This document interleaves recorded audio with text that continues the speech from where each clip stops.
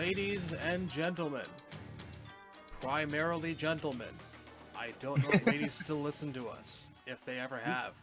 We have a couple of women on the Discord, I think. Do we? Like 2 or 3. Okay. They've Or at done least well, I not know drawing attention Judgment to Fist is themselves. female, and then we have a couple screen names that I'm pretty sure are female names. Okay, well, hello to our female fans out there especially. None of us are neckbeards, we promise. Maybe BC is a little bit, but welcome back to another exciting episode of The Lost. Hello, babies and g'day, mates. Tonight we're talking about Kano, and what a right prick he is. He's a real bloody wanker, isn't he? He's, not exactly great with the Shaylas. Honestly, Rez, I think that you should have maybe extended the accent a little bit to really lead up to a potential conclusion as to who we were talking about. Could have been anyone. Could have been, Outback from Transformers. Could have been Jace. They're both from, Space Australia. But, You're right. That's my bad, mate. Should we just, try to get all of this out right now? So, Fosters, giant spiders, the Outback, killer Watch whales. out for the drop bears. Drop bears, Crocodile Dundee, Jellyfish, Mad Max, Emu farms. They have emu farms. failed wars against emus, Mel Although Gibson, we have emu farms in Pennsylvania too, so... failed wars against Mel Gibson.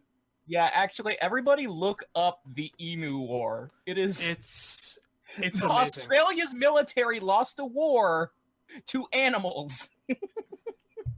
That's a true story. And this says nothing about the inherent strength of Australia so much as the inherent strength of Australia's animals. Yeah. They're unfuckwithable. That is the term. So, before we start this off, as usual, The Lost and the Nethercast are sponsored by Test Your Might, the premier online website for your Mortal Kombat needs. It probably is the best place for, like, competitive MK and Injustice players online, I'd say. I don't judge the these things. only place? Probably. I mean, But if there were other places, it would still be the best. I want to give a shout out to Charybdis, who writes all the copy yes, when our wonderful videos go up. Indeed. All of you guys who enjoy us and like us on Twitter and do crazy MK artwork, my heart goes out to you. There was this really, really, really lovely reptile sketch that went up from the Test Your Might last time. I don't know who the hell did it, but it was beautiful. And felt kind of honored to have our work placed alongside that. So, cheers to you. In addition, we also have ourselves a Facebook group, and you just ask to join, and we will let you in, and you'll see the link to our Discord server inside, and it's kind of quiet time right now for some things, like a lot of MK discussion, because there's not a lot going on in the MK world at the moment. Not a lot going on. Things are quiet. That's all right, though. We're still a nice little community, and we'd love to have you aboard. I feel like when things are quiet, we get down to the nitty-gritty and we talk about the stuff that's really important. Like drop bears. Drop bears. Like with drop knives. bears. Like the dangers of the Outback. I think that MK needs more Australian backgrounds. It really does. You mean more than none? Yes. I could go for that. I mean, I don't know what I'm expecting. I typically think when I think of I wanna Australia, I think of wastelands. That probably Yeah, I want want to see like an MK3 style stage where it's half merged with Outworld, except Outworld would be the tame half this time.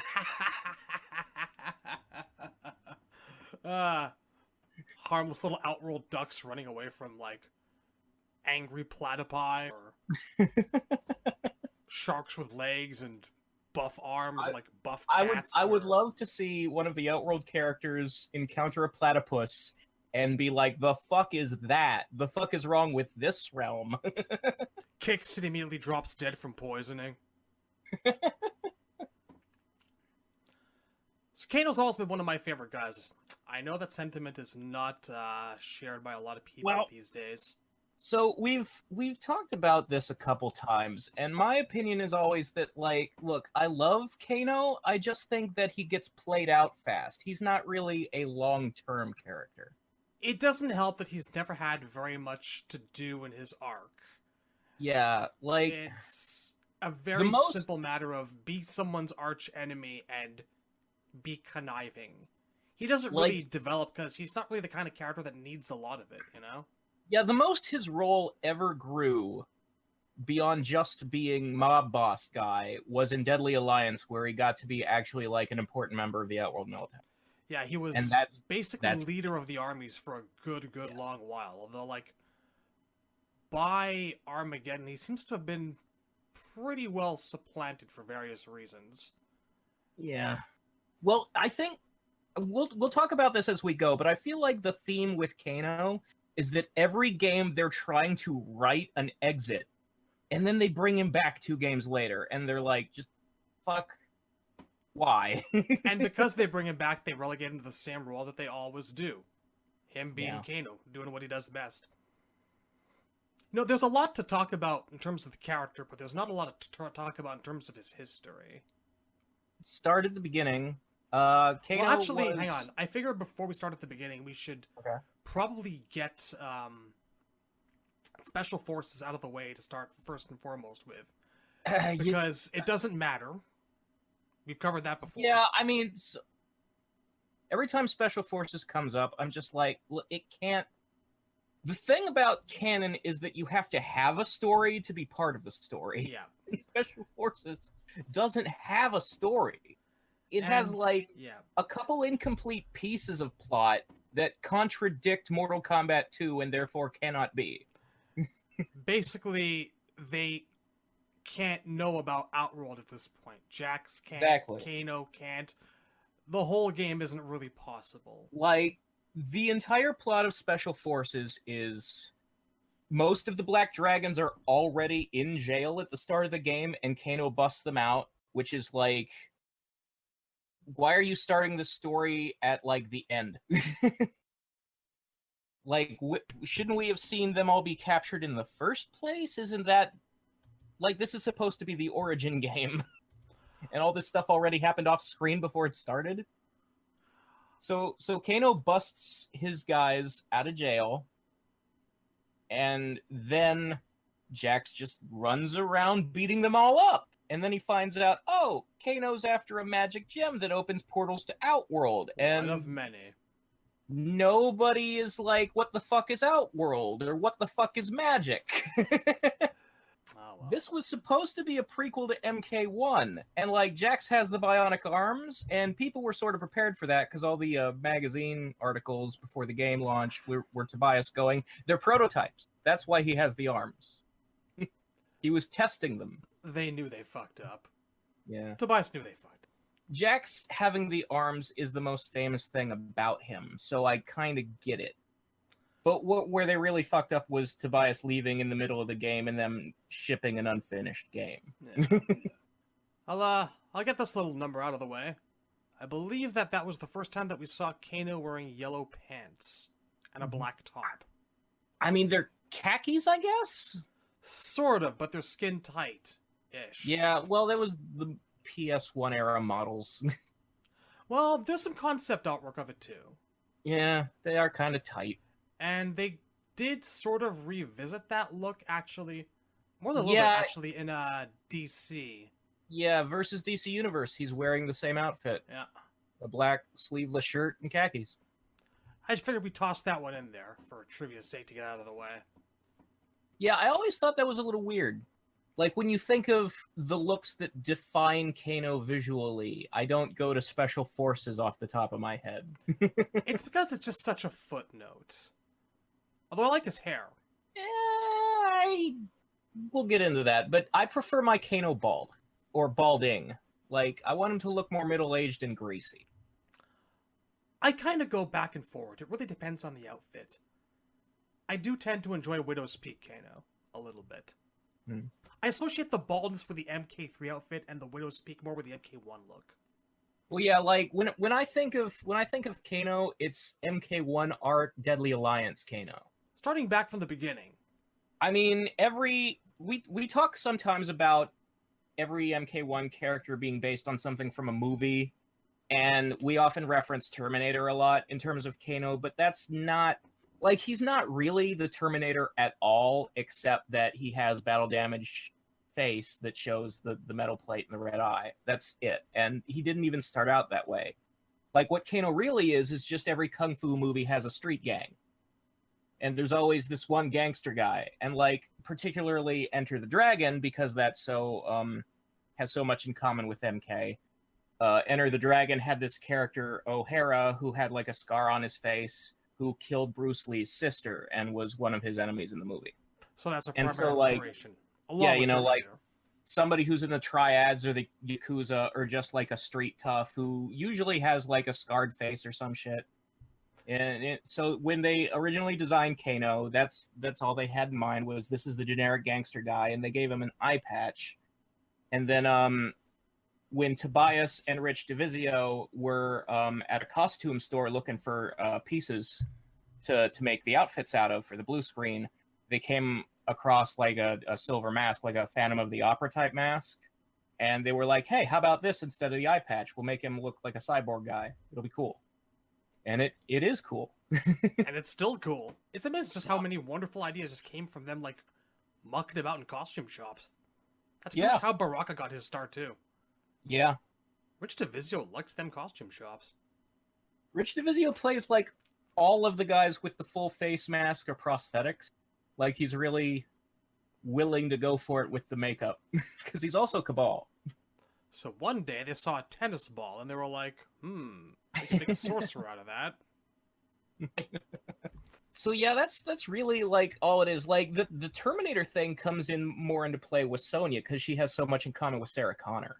There's parallels there. But I definitely see the comparison, you know? So I don't know what the fuck's the bandolier all about. Well, I've never really gotten that. In later games, I guess it's kind of been sort of retconned into an energy source. Or, yeah, well, if you look at Tobias's concept art, he was drawing Kano with the MK3 belt, like the metal one with the red box. But like the MK1 blue screen, it's just like brown pockets. It's just a normal bandolier. It's just a utility belt for a 90s paramilitary character. It's Rod Liefeldian. That's not a compliment, man. I mean, he doesn't overdo it like Liefeld. He doesn't have them all over his thighs. And he's got feet. Yes, we can see his feet. They are not diamond shaped. But yeah, like the red box was a mystery for a very long time. I don't think he ever did anything with it in the old games.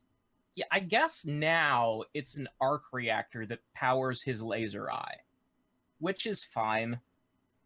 So yeah, like growing up, what it seemed like to me was that the face piece was an independent bit of machinery, and whatever else was just like, I don't know, decoration.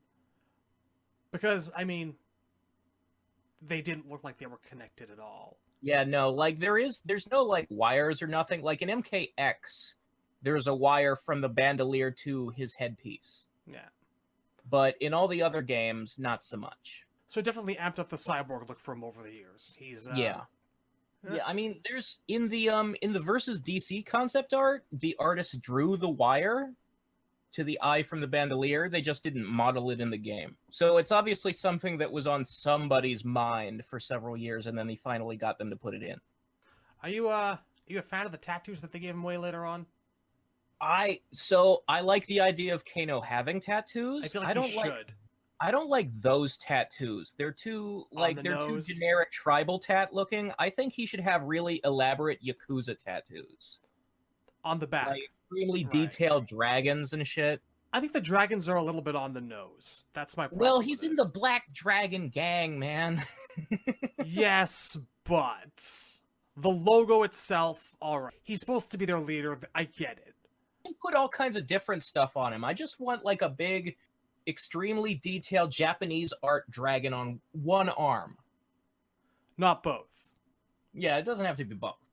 like it is Like in I MKX. don't think his tattoos should be symmetrical, which they are. I think that's a dumb idea. I think that's one of the things that's bothering me about it. It's clean. It's too Yeah. clean.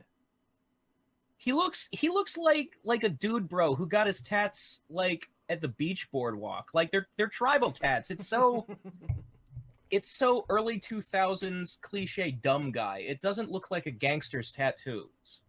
So do we talk a little bit about his primary motivations in MK1? Yeah, Getting he money. so we'll talk about this more when we get to 9 and the reboot, but like in the old games, they started off from a position of like the Black Dragon gang was not doing so hot because of the special forces always being on their ass. And so Kano going to the tournament was like this get rich quick scheme. Like he accepted Shang's invitation. Shang has a lot of gold and he wanted to steal it. And then, well, Sonya got on board the ship, and then we know the rest. Yeah. Initially. Yeah.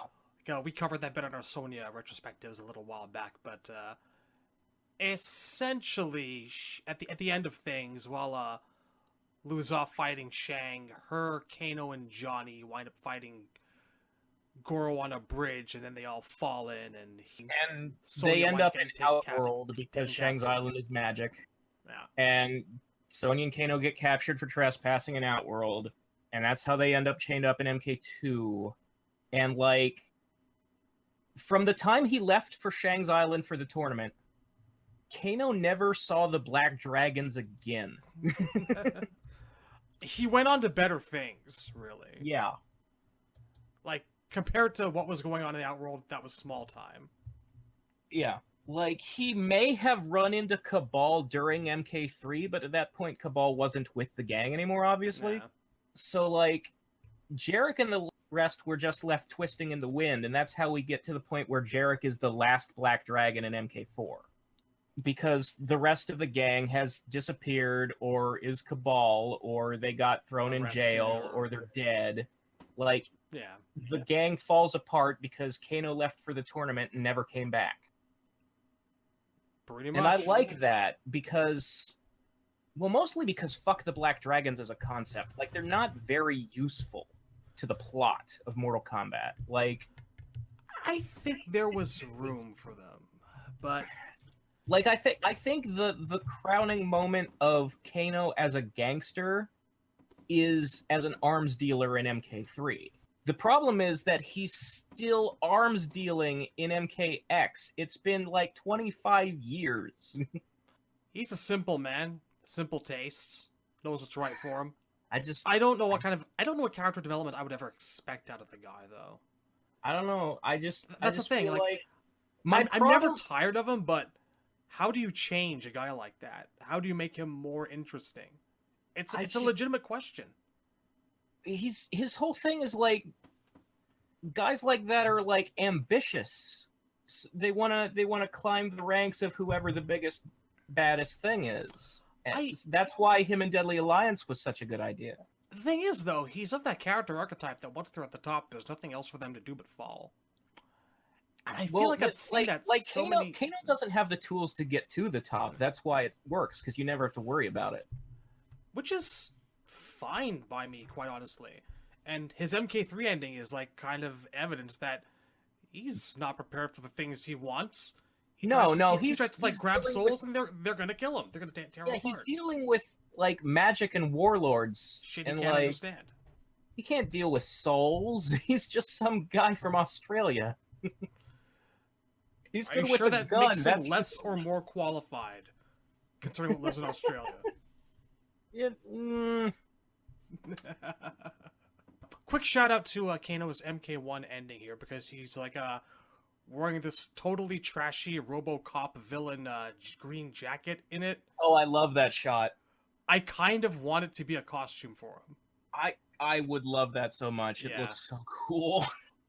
It fits that whole, like, his paramilitary mercenary thing. Like, it looks like fatigues. Like, it's very like a like the olive. It makes him look like a mercenary. Yeah. He looks like an army vet, like a guy who's retired now. It's kind of like This is a person you can believe is just hiring out his skills for money. It also, going back to the Terminator thing, it kind of reminds me of, like, the thrown-together hobo look Kyle Reese is rocking through the movie. Yes, definitely. He's got, like, a laser rifle, too. It looks almost like, I don't know, some kind of AK, but not. It's probably just another Halloween store decoration. A glowing red barrel, doesn't it? It's either that's the glowing barrel or that's something in the back of him. I mean, it could be the sight, but... I think that's a car in the distant background. I have no idea. I choose to believe it's the barrel. Wait, oh no, he's holding it in an up angle. That is the sight. Yeah. Still, so I choose to believe it's a laser rifle because he's using a laser rifle in the Tobias comic. And I like the idea that from the very beginning, that's the level of technology the MK universe is at. Because, like, we're 2 games away from cyborgs. So, why not? I mean, he has a laser eye already. Like, nothing says high tech like G.I. Joe.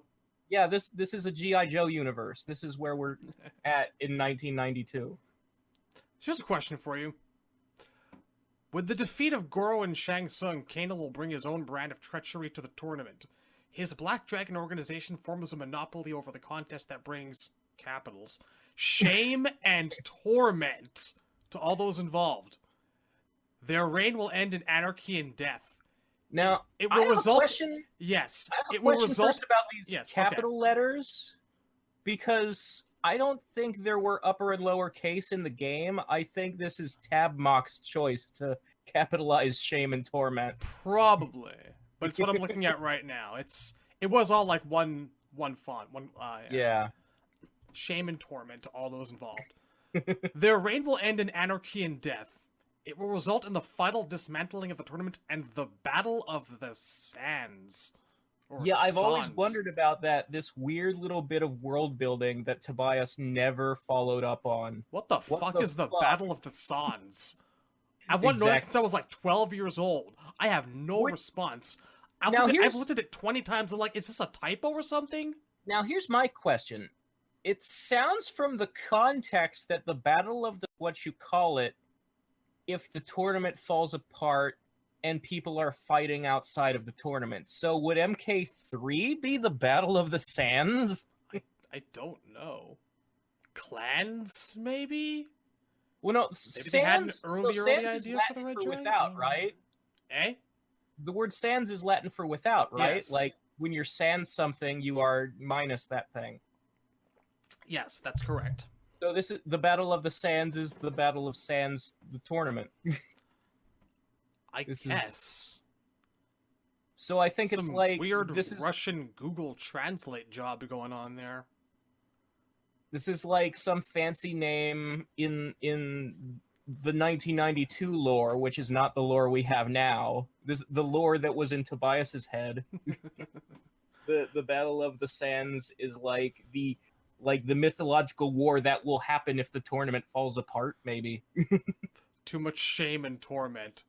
Exactly. Elder God's face palming. God damn it, we gotta start this thing over again. So yeah, I just wanted to bring that up because it's always pissed me off. I kind of want Kano to have like a pair of henchmen named Shame and Torment now.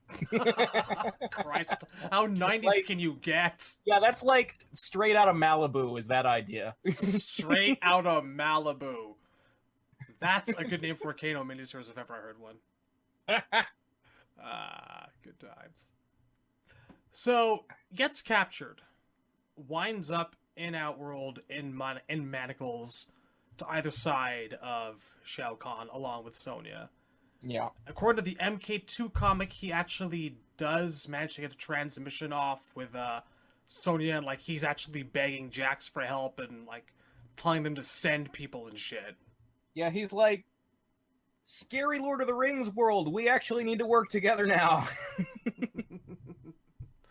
But of course, this does not actually last long. It's worse than back home, mate. Somehow, in freeing Sonya during MK2, Jax also frees Kano. They're linked together in imprisonment. I think we talked about that during the Sonya. Yeah.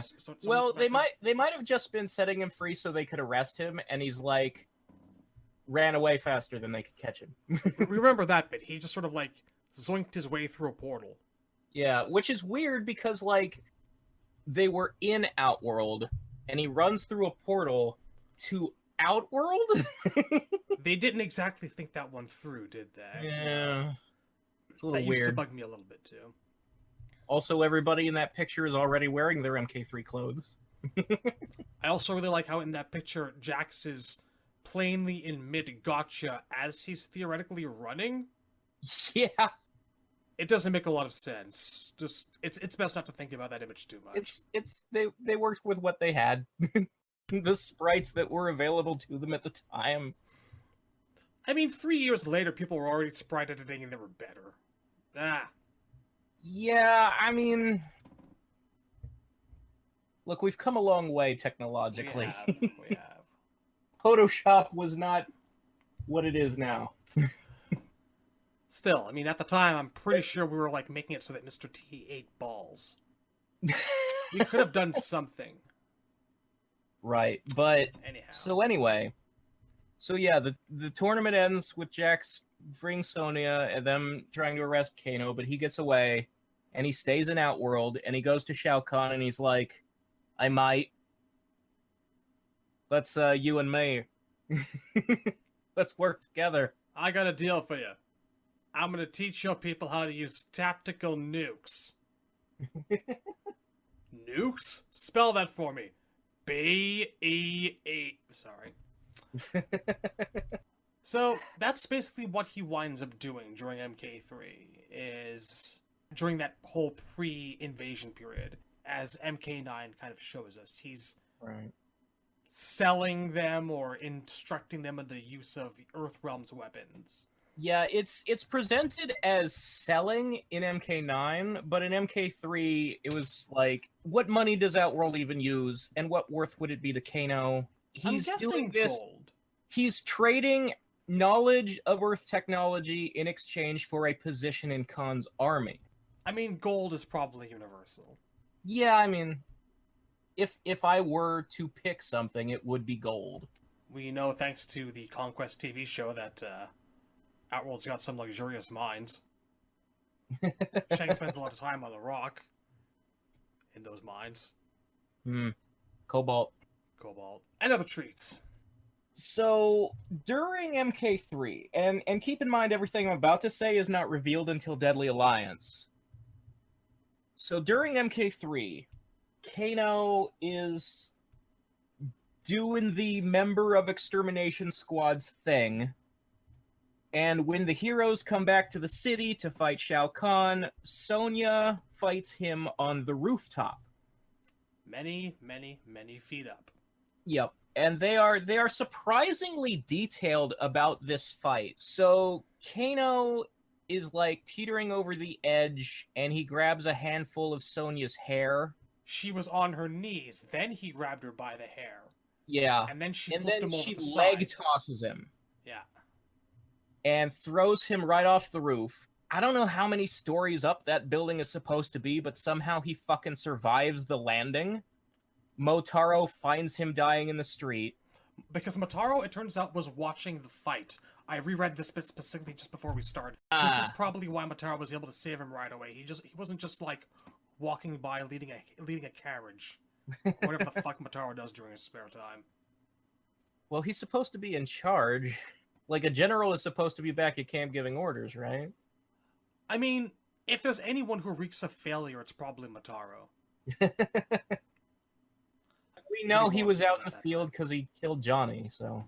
So anyway, Motaro rushes Kano back to Shang to get him healed. So, like, the fact that Shang has magic that can heal people isn't, like, a new thing they invented for Cabal's origin in 9. It's actually, like, already been established, which I thought was interesting. So Motaro takes Kano to Shang and gets him healed up, and then he immediately throws him in the dungeon for failure. But yeah, so Kano is in the dungeon, and Motaro has decided to take time out of his busy schedule being in charge of the entire army to guard Kano's cell. And all of a sudden Shiva shows up out of nowhere and fucking guts Motaro. I can only surmise that they were just really running low on people. Well, yeah, I always imagined that towards the end of MK3, like, almost all of the name characters have either quit Khan's army or are planning to stab Khan in the back at this point, or just the whole thing falls apart. Like, nobody is loyal. The only person who's loyal is Ermac, and that's because he's mind-controlled. Pretty much. Like, it kind of really does say something for, like, after what's about to happen. Shao Kahn basically goes, okay, you're my general now. He's out of people. Yeah. There's no one else available, and fuck, I guess this guy will do. He's loyal enough, yeah, there's a couple steps before that. Like, so Shiva kills Motaro because... outside of the cell. Kano watches all this happen. Because, Shiva and Motaro, they have a whole thing, like the Shokan being treated poorly now, and she doesn't like that the Centaurs are getting the good jobs. I like to think that they're actually trading passive-aggressive insults all day as they pass each other in Shao Kahn's castle. They just walk past each other in the halls and like... Oh, look at that! It's bitch o'clock! She tries to trip all 4 of his feet. But yeah, so Shiva kills Motaro, and then Kano's like, let me out of this cell and I'll help you kill Khan, right? Now, you can't really blame Shiva for what happens because she's never been to Australia, presumably. Yeah. She doesn't know how things work. She has no idea how things work down under. So she lets Kano out, and the two of them go to the throne room, and Kano's like, let me go in first and I'll distract him, and then you can come in from behind and, like, stab him. And Kano goes in the room and immediately is like, hey, Shiva's coming to kill you. Now, she walks in and Khan stabs her from behind with a sword. I just want to point out that, like, the notion of Shao Kahn hiding behind a door with a sword is real fucking funny to me for some reason. Well, it's weird. Like, I can't picture the game's Shao Kahn doing it, but I can easily picture Conquest Shao Kahn doing it. And I think it's because Conquest Shao Kahn used a sword a lot. That's fine, but I'm just saying, the guy's like... half of that show was him being paranoid about, like, whether or not his people were going to turn on him. The guy's just massive, though, and it's an amusing mental image. Yeah, he's 8 feet tall. It's weird. He's also got a gigantic cape. Maybe Yeah. he blended in with some curtains. Sometimes he wears the cape, and sometimes he doesn't. I kind of like when he does. I like the cape, too. Yeah. But that's for the Shao Kahn episode. So right, so Shiva's bleeding out and dying and dead. Yeah, so Shiva fucking dies, and Shao Kahn is like, Kano, you did me a solid, buddy. Motaro's dead, so I guess you're in charge now. You can have his job. Really running through the list of potential candidates. It's really just the first face he saw. Kano happened to already be there. It's like, he's probably mentally going over his options, like, Noob Saibot. Don't know nearly enough about the guy. Rain. Is Rain. Baraka. Not intelligent enough. Because in Annihilation, the movie, Rain was the first general, yeah. and Motaro replaces him. Oh my god, this whole implied chain of command is terrible. Why would you ever give Rain a fucking rank? Why would you ever give Rain anything? Rank, a position, tenure, the time of day? I mean, he's gonna make some storm clouds. Yeah, he can, like, call down the lightning and shit. That's a thing. I'm just shitting on you folks here. I love Rain, but he's not the guy I'd want in charge of my armies. Yeah, he's not a good actor. Like, the minute you meet that guy, you know who that guy is. Yeah. Not trustworthy. At least Tanya's got some talent at deception, you know? Yes. Rain wears it all on the surface. I kind of see Rain as being the kind of guy who'll just, like, stumble and freeze if things don't go his way in a fight. My lord, where should we send our men? It's the same question as how the fuck did Vega get to be one of the Shadaloo King? Vega's really good at killing people. He and Rain are basically the same kind of guy. There are lower ranks for the guys who are really good at killing people. It's You probably don't the money put too. them in charge. Vega probably also does finance things to a great extent. He might be good with money. He seems like the kind of asshole who would be. He's probably got dozens of money laundering operations for, I don't know, stolen art and shit. Mm. But anyway, so the invasion proceeds apace, Apace meaning Shao Kahn loses. as as most of Shao Kahn's campaigns do. He used to be successful, and then he fucking picked a fight with Earth. Specifically, Liu Kang. Mistakes were made. Got Kang banged right back to Outworld. I'm bringing it back. You thought it was gone, but I'm bringing it back. I approve. I'm gonna go back to archive.org and our prior YouTube videos, and that episode's gonna be renamed the Kang Bang. Anyhow, so Shao Kahn retreats / fakes his death, maybe? I think that he actually retreats. Well, so my thing is like, I would like the way his defeat animation in MK3, I think, is the raddest shit ever. And kind of actually needs to be canon because, like, it explains how all the souls that he stole from Earth got free and went back to the people. So I think that the last thing Liu Kang saw after he defeated Shao Kahn was Shao Kahn appearing to explode as green light shot out of him in every direction. And then the castle just went back to Outworld, and everybody assumed he was dead. He just wasn't. So you're saying that they saw what we saw? Yes. I'd be down with that.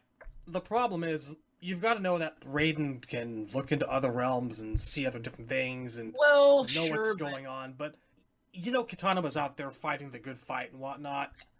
I like to think that they did. If they thought he was dead, they didn't think that for very long. Well, here's my thing. Like, Kitana doesn't start picking a fight with Shao Kahn again until after MK4. So I feel like there's a bit of leeway. I feel like there's a point where, as he was lying low and regaining his strength, like healing back up, there was actually a period of time where maybe some people like Kitana did think he was dead, and so they left well enough alone. Maybe. And then off screen before Deadly Alliance starts, Kitana finds out Shao Kahn's still alive, and that's when she starts leading the campaign against him.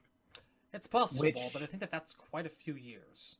Yeah, it is quite a chunk of time, which it's the better part of a decade. So I'm okay with that because I feel like when you get your ass beat as badly as Khan did, it should take that long to like restore whatever magic power you lost. Like, it should have consequences. So, I don't want him to be fucking Megatron. He retreated, and the next week he's back on the horse. No.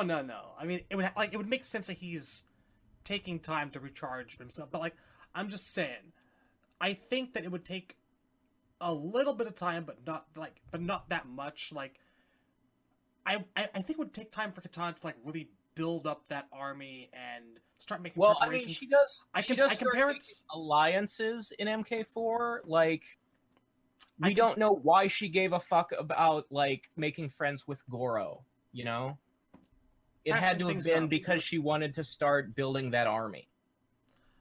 I suppose I compare it to the situation with Sauron and Lord of the Rings. Yeah. There was all these rumors coming out of like the East that forces are marshaling and maybe Sauron's still alive and maybe not, and you know, it's kind of that works. Elements of unease sweeping through the air. That's right. That's how I kind of look at it. Right. So, but the point is, all this time, so between MK3 and Deadly Alliance, like, there's no threat from Outworld. So Shao Kahn is lying low, and Kano's lying low, and everybody thinks Kano is dead because the last Sonya saw him, she threw him off a fucking roof. And then we got Jarek. Right. As a substitute. Right. And so Jarek was dealt with. Well, I don't think we can really do a retrospective about Kano without mentioning why we have Jarek.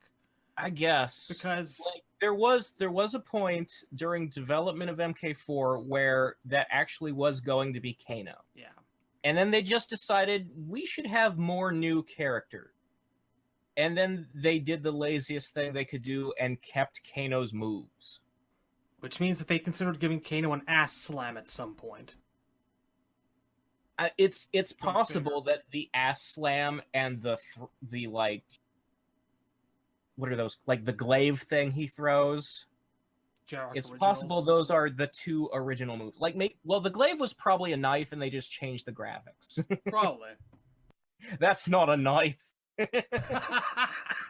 damn it! I was hoping I'd be able to say it first. You win this Speaking round. of knives, I wanted to say this earlier because he only has it in MK1 and MK3, but I fucking miss the lightsabers. I kind of looked at it for some strange reason as, like, a slicing through air effect. I mean, you can. I would prefer if they were some kind of laser knives, because going back to the plasma rifle thing in MK1, I like the idea that that's the level of technology the Black Dragon uses, that it's a G.I. Joe universe, and that's because, like, a regular knife is just so fucking mundane. Like, I don't disagree, but I think that it actually does say something for the intent that that's what he's using these days. yeah. I think that actually him... Well, I think it's just that, like, They need to keep the somebody, projectile visible and jumpable. It's partially the movie's fault, because they design his knives to look like the ones from that Trevor Goddard used. Yeah. Like the dragon tooth knives, or whatever they're called, the curved serrated things. Part of it is also for probable gameplay purposes, to make sure that the projectile is nice and visible. And Yeah. I compare that to like something like Kitana's fan, and that doesn't need that kind of effect because they're already pretty nice and wide and big already. But Kung Lao's got that going on too. Well, I think Kung Lao's hat actually glows with magic, though.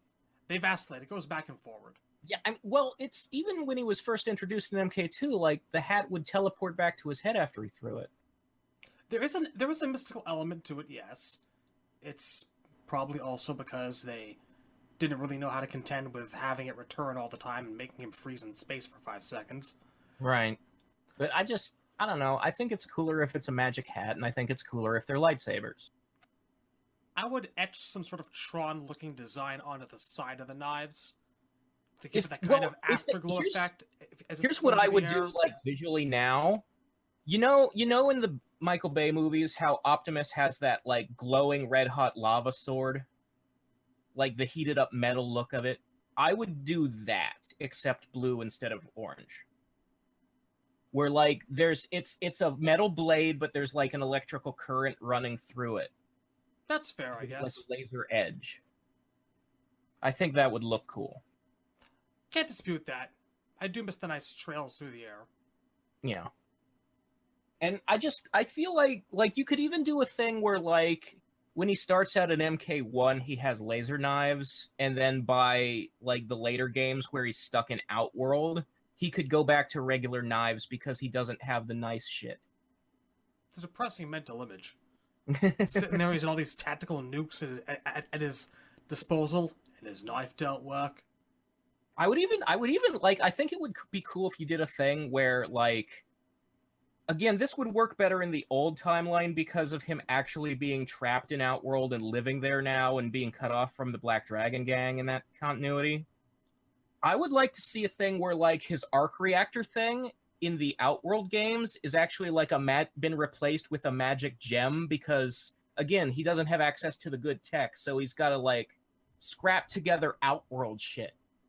The more I listen to this, the more it sounds like a He-Man side villain. Just scrap guy made of shit he found in the back. There's a lot of, I think, He-Man in Outworld. No lies detected. It's Quite true. a bit of that flavor. It's true. I would like to see, like, a visual character development for him. You don't think there's been anything at all? the only thing, like, in Deadly Alliance, he was wearing the hair he ripped out of Sonya's head around his neck as, like, a little trophy. And, like, I thought that was interesting, because it's like, the whole thing in that game is Sonya still doesn't even know he's not dead. Like, she's gotten over it. She's had closure, but Kano's the one who's obsessed now. See, I always kind of figured that the MK3 outfit, the black and red thing, that's probably given to him by Shao Kahn. Yeah, because that is like the Shao Kahn color scheme. Yeah. Like, I could see that being like this is your uniform for joining the Outworld military. And also, like, he shaved his head all nice and he looks a lot more clean and professional. But he's never had that much of a drastic redesign afterwards. Yeah, no, like, he sticks with pants. I would like to see. I would like to see a guy who starts out as like a cleaned up tech guy, and then he's been living in shitty fucking Outworld for a while, and so now he's got all this, like, he's replaced all the science shit with magic shit. I think that would be a cool character, and I think that kind of fits Kano's journey, so it's a shame they didn't do that. But yeah. We forgot to bring up Shaolin monks. There's not that much to talk about because... Yeah, I guess if we're going through, like, MK1, 2, 3, we could do Shaolin monks there. They kept his costume pretty basic. He's got the Goddard knives and... He's basically Deadly Alliance Kano, like the alternate costume, which is based on MK1. And honestly, that is my favorite Kano costume. Like, I don't know why I like him in a white gi with black stripes, because, like, he's not a karate guy, so why is it a gi? But it works for But I think it's a cool look, yeah. And the Widow's Peak and the stubble, they look pretty convincing in this iteration of his design. Yeah, like, I really like again, it's the most greasy middle-aged gangster he can possibly look. And, you look at the MK1 Retro in MKX, and it's not as good looking. And it's not just because they didn't get the right eyepiece and bandolier on him. It's because the black stripes add something. Yep. And, like, if you just straight copy the pajamas from MK1, it's not as cool as the version with the black stripes. Yeah, like, story-wise, Shaolin Monks is, It's basically like a prototype for the ways the MK9 reboot would change his story. Like, instead of him getting lost in Outworld, he voluntarily follows Shang through the portal home. Quick edits for convenience's sake, really. Yeah, but like Shaolin Monk still keeps him getting captured by Shao Kahn and, like, thrown in the dungeon and, like, chained up in the arena. Except you can go down into the dungeon before you get to the arena. And fight him, and... Yeah, you help Jax fight him and save Sonya, and he fucking dies if you do. Yes, like everything in that game. You actually, you free him when you free Sonya, actually. Yeah, like, It's simultaneous. The dungeon is underneath the arena, and the platforms they're chained to are on elevators, and so you knock him into the elevator, and it goes up, but the door is closed, so it just crushes him. And then it comes back down, and he's like a bloody mess, and his head falls off. It's weirdly animated. It was either that, or I remember another way I looked at it was, it pushed him up into the arena, and then, like, something killed him. I think you can hear a crowd cheer. And then he comes back down. I guess that could be what it is, but that... makes less sense than my assumption that he was being crushed because the elevator door wasn't open. Remember, Shaolin monks and sense often don't go hand in hand. Yeah. Right, but the other thing about Shaolin monks was because Kano was captured, there were actually, like, levels of Outworld that were full of Black Dragon guys and Red Dragon guys, which is another continuity error because nobody's supposed to know the Red Dragons exist until they come out of hiding in Deadly Alliance. Well, the interesting thing is that, like, all the Black Dragon guys are wearing, like, versions of Kano's MK3 outfit. It's just that the trim is white instead of red. I kind of really don't like the idea of the Black Dragon having a set uniform. Yeah, no, it's... They're a I mean, gang the of whole miscellaneous punks and dealers and street toughs, and it yeah, doesn't. they don't. They're not like a uniform group. They're like That's the street. Red Dragon, you know. Yeah, the Red Dragons' whole thing is they're the disciplined one, and that's why they don't like the Black Dragons. Like the Black Dragons were founded by a guy who was like, "You guys are too strict. I'm gonna form my own gang with booze and beer." Yeah. But yeah, like, so there's not a lot of Kano in Shaolin Monk, so that pretty much covers it. No, I just wanted to bring him up briefly and have that fight out of the way, and just Yeah, be thorough about things and yeah, give a special little nod to the Widow's Peak that's in that game. yeah. Like it's the same costume as his Deadly Alliance alternate, and it's like I said, my favorite costume. So I like think it does a better job. Like while we're comparing versions of the MK1 outfit and the various takes on it, like I actually really can't stand the way MKX does the MK1 outfit. Just the bandolier, like the bandolier being entirely replaced by Suhao's chest piece. It's a bad, sloppy looking take on it. Yeah, it doesn't look right. Nothing about it looks right. When I think of the MK1 characters, I don't think of the blue screen graphics. I think of Tobias's artwork. Exactly. And in Tobias's artwork, Kano didn't have his head fully shaved like Divisio. He had that Deadly Alliance hair. It's either or for me. I'd prefer it look a bit more like the artwork optimally, like the way that the UMK Ninja outfits did. But this was just kind of a compromise on a few different levels, and none of it looked good. Yeah, well, it's again, it's like I like visual character development. I like the idea that when Kano started working for Khan in 3, he shaved and tried to look nice because he was trying to be professional. So for that to work, he has to look scrubby and have hair in MK1. Like, he can't start with a shaved head if shaving his head is supposed to be like a choice. Clearly, he didn't know he was working for K McChucklefuck. Otherwise, he wouldn't have bothered. Well, that's why he grew the hair back out by Deadly Alliance. He had fucking given up.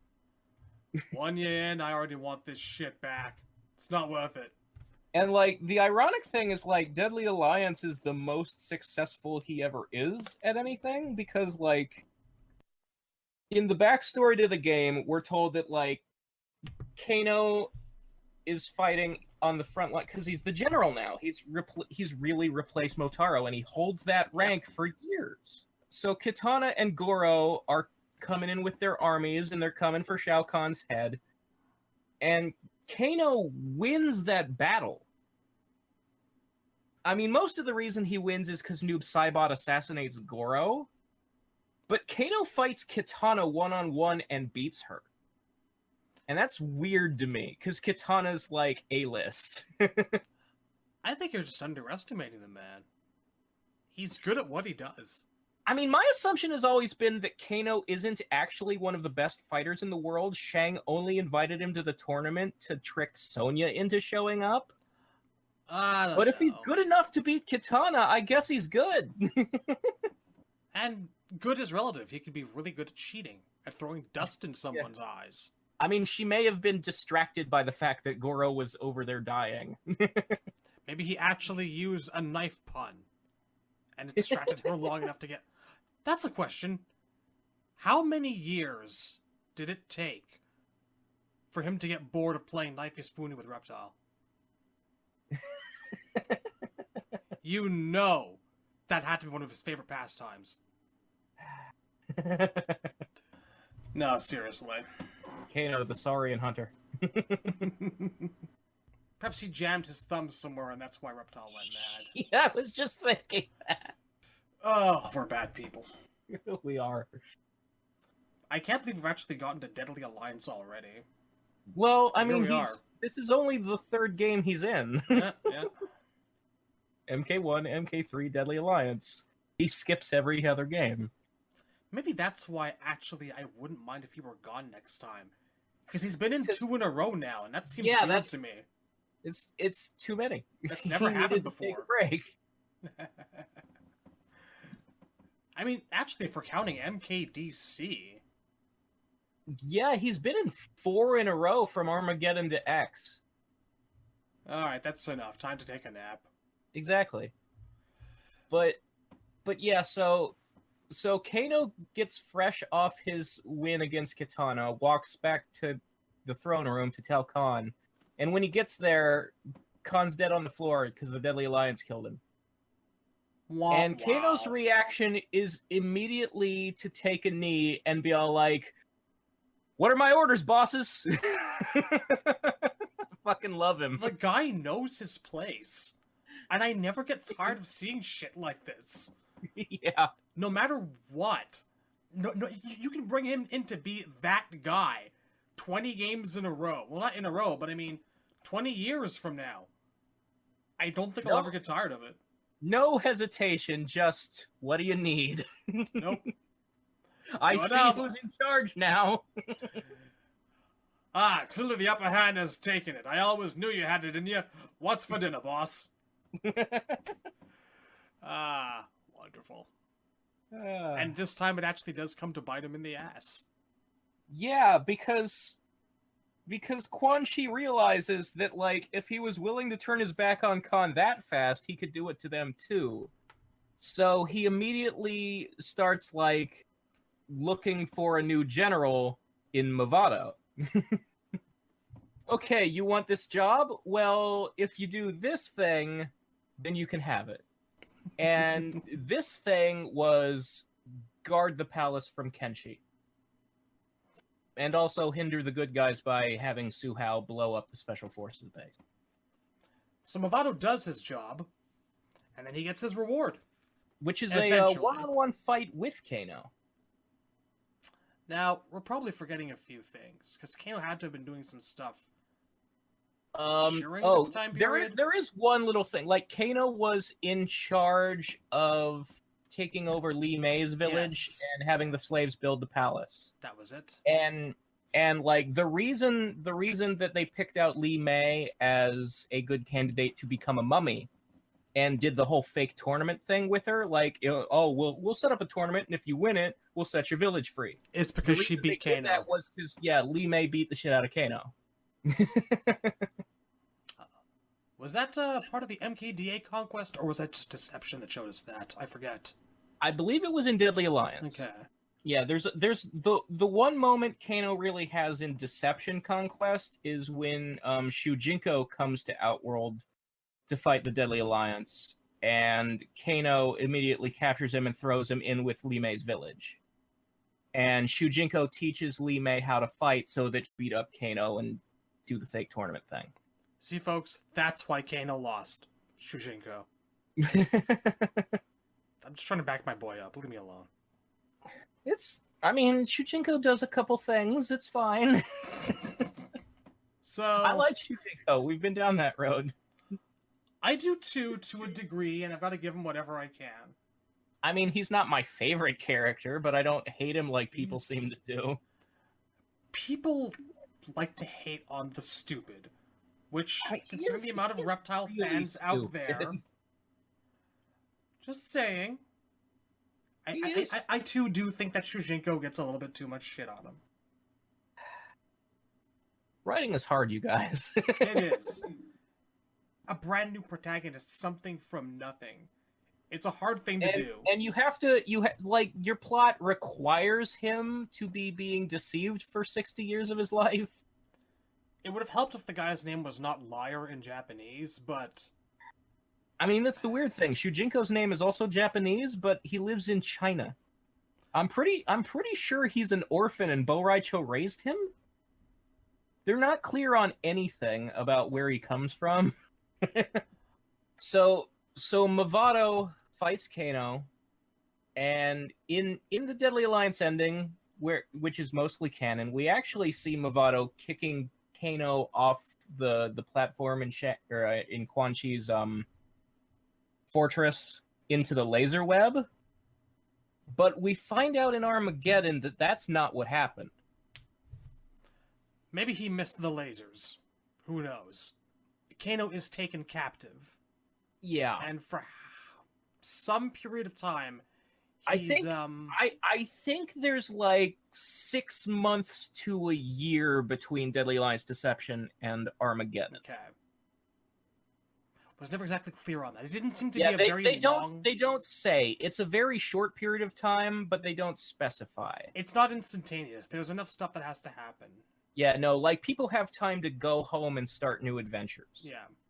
So for that period of time, the Red Dragon clan has Kano captive, and they are using him as a test subject in their genetic engineering experiments because the Red Dragons are trying to make lizard people out of Karo's DNA, the Dagon's pet dragon guy.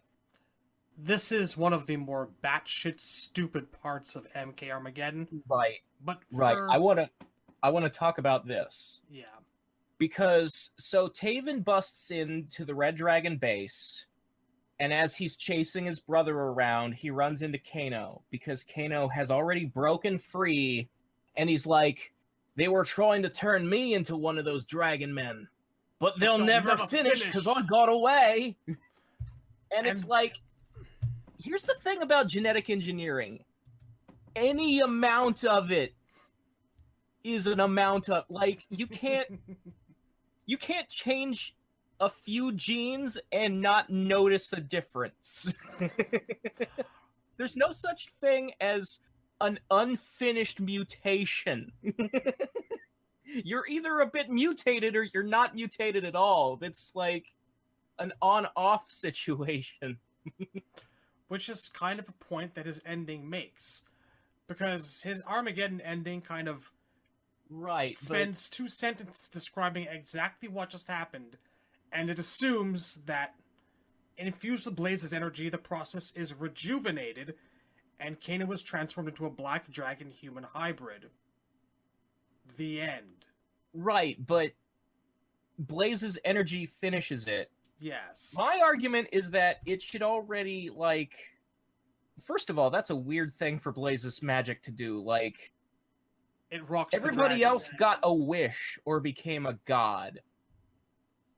Kano just got his genetic engineering finished. It's... How... Those endings are fucking dumb, man. He didn't have time to make the wish before he became... Maybe they were implying he was going to be the next Dragon King or some shit. Who knows? It's not one of the better endings. I don't know, and I don't care. Here's what my thing is. In a world where they actually have time to spend developing Armageddon, and they don't just reuse every asset they can possibly reuse, I actually would have liked to see a Kano that has, like, scales in weird places and is looking a little bit, like, mangy and part mutated. Like, I think that would be, like, at least something different to do with his character. Like, make the dialogue fucking matter. I am fully prepared for them to just never revisit this again. I know they never will. Like, that's definitely something that's not ever coming back in the reboot universe. It was an ill-thought-out idea. But for Kano's last stand in the old universe, I would have liked to see something different. And that would qualify as something a little bit different. Like, I'm not saying he needs to, like, have a snout or something. I'm just saying, like, put some weird spots on his shoulder, or, like, maybe do something funny with his fucking eyepiece. I don't know, man. Like, what do you really do? He's already had this climactic confrontation with his archenemy. He's got nothing else. I mean, if it were me, I would go all the way back to Deadly Alliance, and I would let Sonya fucking kill him again or something. Maybe. And then I wouldn't do Armageddon. Like, not everybody needs to come back. But if you're already at the point where you're doing Armageddon, like, if you have to keep the same games, just a new character model. That would have been nice. They didn't have the time and the money, that's fine. Whatever, excuses. But I don't know. Sitting here right now and I'm watching the MK9 intro. And I'm trying to see if I can spot Kano's corpse anywhere. I don't think I'm You're not going to see any dragon scales on it, I promise you that. No, I'm not. I was just curious as to not whether or not he was visible anywhere, and it really doesn't seem to be the case, sadly. Well, if they were placing them according to where they were in the opening cinema of Armageddon, which is what they do with most of the bodies, Kano was at the bottom of the stairs, and he shot a laser at, was it Bo Raicho? Or threw a knife in his back, and then Bo Raicho turned around and threw up on the stairs. That, yes. And Kano and a whole bunch of guys fell down the stairs back to the bottom. I love how we spend like 5 minutes focusing on Sonya's corpse sliced in half.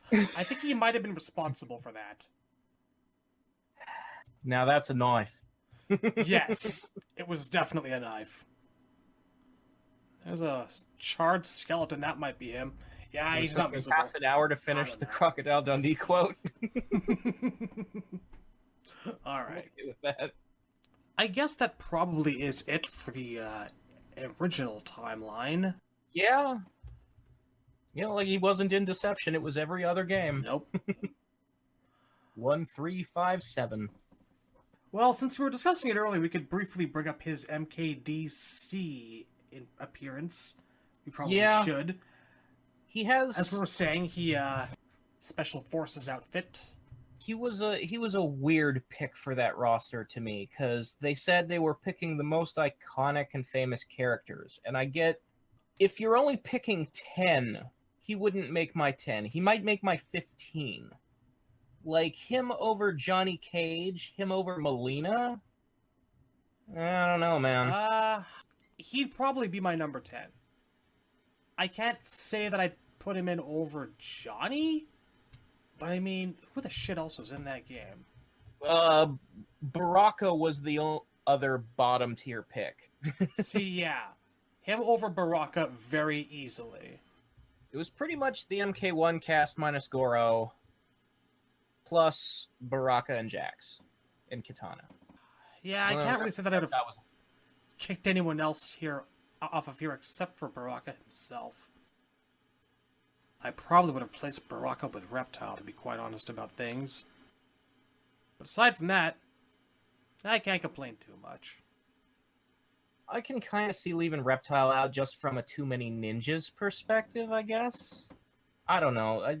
It's more of a Baraka problem than it is a Kano problem here, I think. The problem with that game was the roster was too fucking tiny. I mean, there were a lot of problems with that game. I shouldn't say. I was about to say.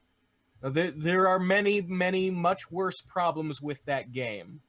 The problem with that game's roster is it was too small. It needed like another 5 from each side for like a total of 30 characters. So, but yeah, anyway, that ending of his. Yeah, where he becomes Heath Ledger Joker? He has painted his face to further express his seething anger. Alone in the depths of insanity, Kano endlessly repeats, "Death to Shang Tsung. Death to Shang Tsung. Death to Shang Tsung." It's weird that he's mad at Shang. For absolutely no reason. I think it was supposed to be a reference to the fact that Shang made fun of him for getting beaten up by a clown in story mode. Doesn't take that much, does it? No. I mean, that's the connection, like, the triangle of what does Kano and Shang and Joker have to do with each other? Well, Shang made fun of Kano for losing a fight to Joker.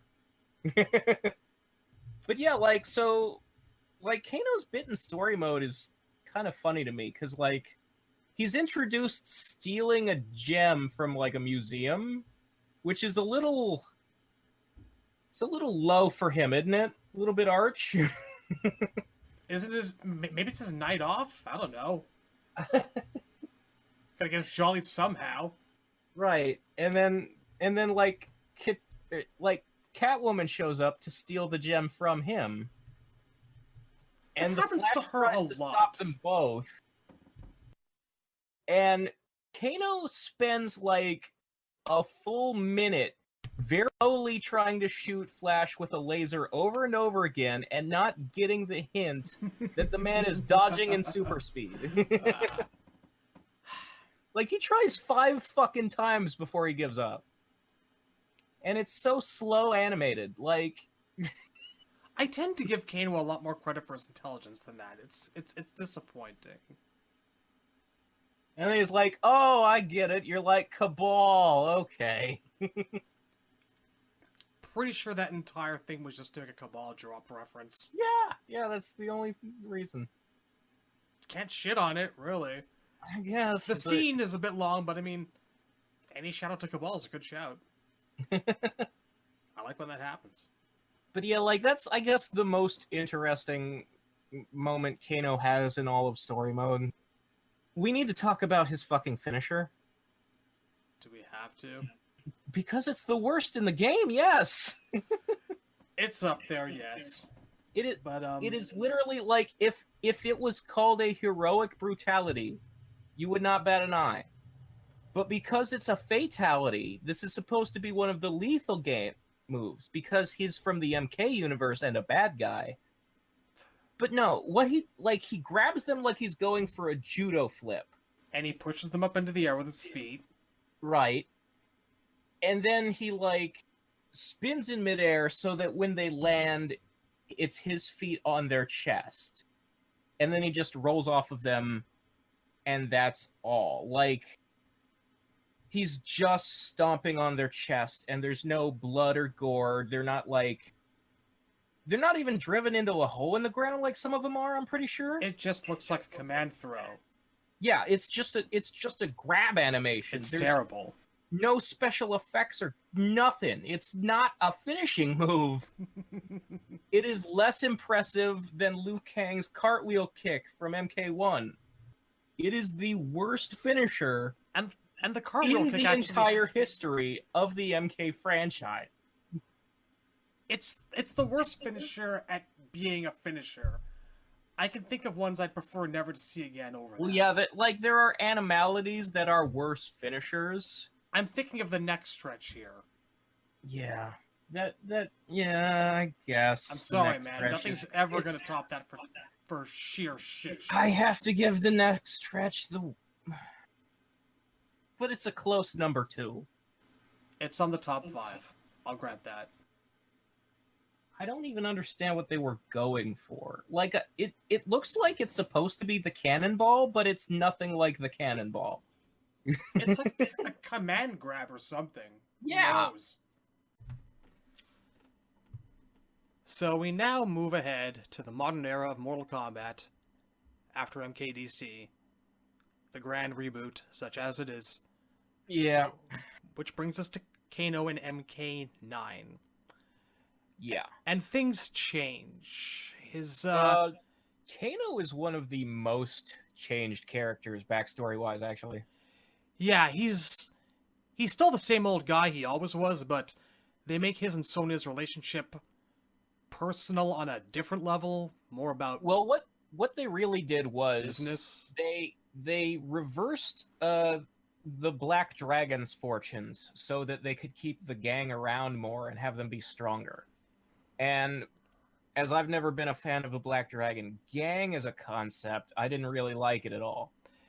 It would have worked better if the Black Dragon were in any way, shape, or form responsible for anything that happens in the plot. But they never have been. They exist as a MacGuffin of sorts. Something for Sonya to hunt down. We have to talk about what the change was. So, like we covered in the original timeline, the Black Dragon are in dire straits when MK1 starts because the Special Forces keep catching them. And Kano going to Shang's island to steal all his gold is kind of their last shot to get back on their feet. Pretty much. And because he ends up trapped in Outworld and never comes back, the Black Dragon end up falling apart over the course of the games until the point where Jarek is taken out in MK4, and that's the end of it until Cabal starts a new one in Deception. Pick some real winners.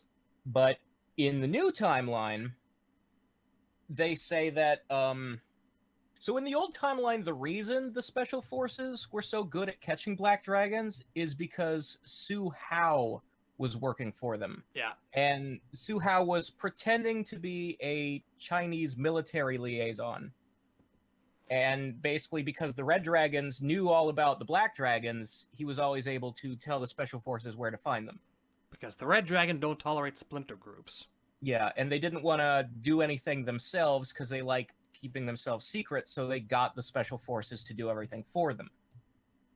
In the new timeline, there's no mention of Su Hao or the Red Dragons at all. Instead, Kano is a mole who's helping the special forces, except he's giving them bad intel so they never catch the Black Dragon. Yeah, he's indirectly taking over Su Hao's role as a mole. I don't necessarily believe that this means Su Hao, or by extension, Movado, has been retconned out of continuity. Like, there's still... No, it's... all that's still going on. He was in the comic. Yeah. It's just that he never worked as a mole with the special forces in this universe. Until they say he did, but we'll see. Well, that would deeply contradict... I mean, first of all, you can't have two moles who know each other and know each other are moles working at the same time. Like... But does Kano know that Su Hao is also a mole? Or would he? Theoretically. Kano would absolutely know who Su Hao is. You think?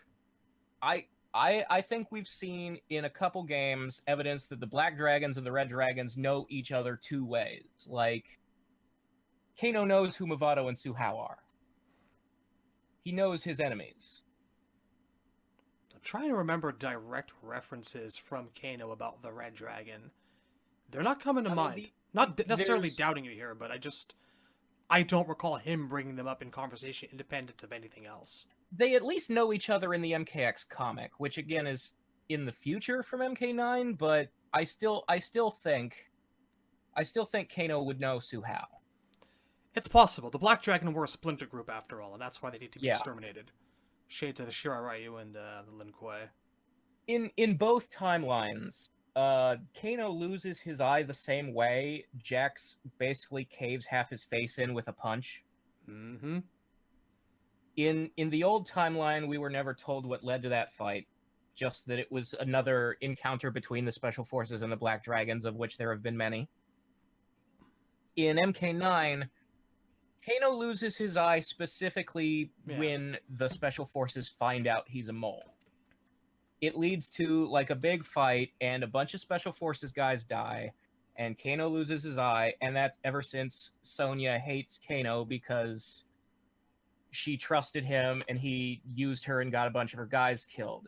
And there's something about the way she says the line, "He used me," in story mode, that I have seen a couple people speculate they may have had a relationship.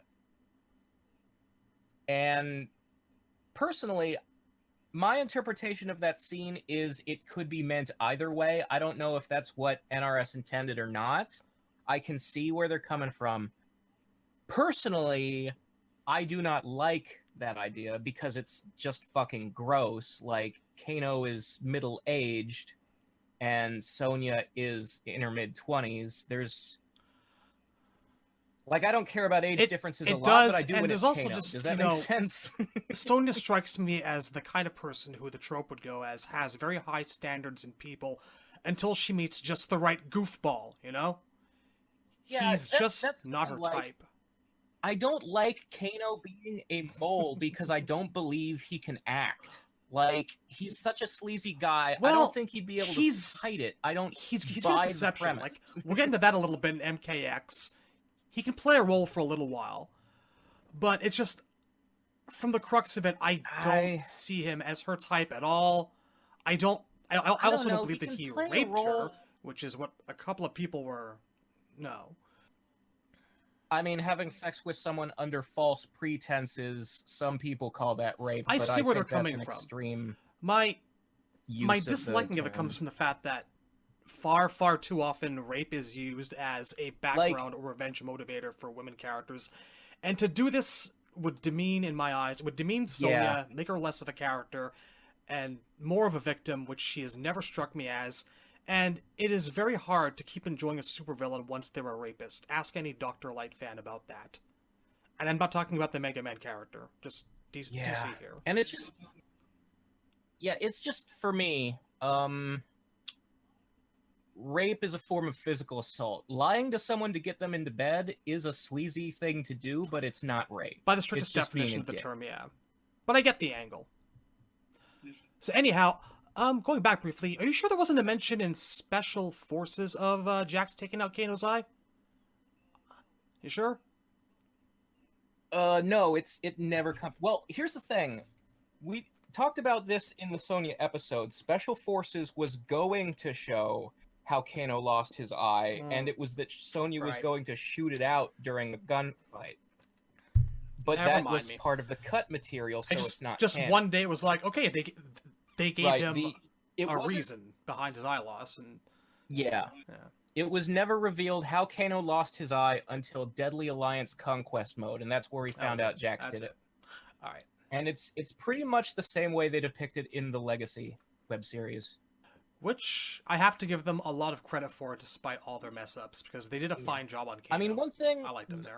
I feel like the damage that Jax inflicted on his face is meant to be more severe in the games than Legacy showed. Like, in Legacy, the eyeball pops out. But to me, like, he crushed part of Kano's skull, and that's why the plate around the eye is so big.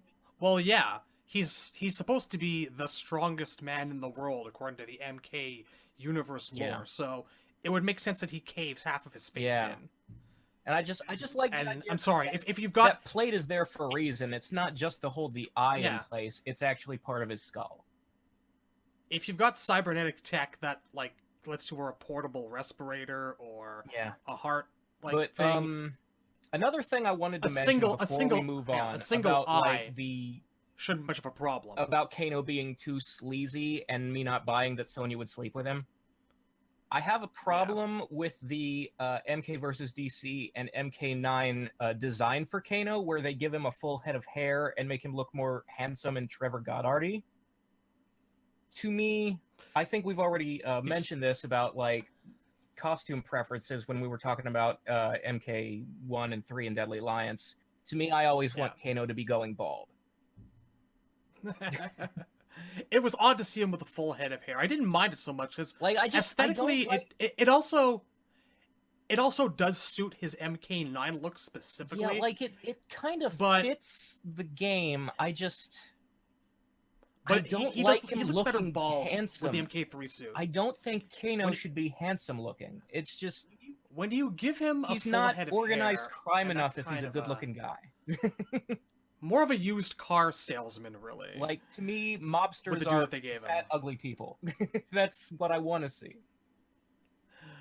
I mean, I see him as kind of halfway commando, halfway mercenary, and mobster too, but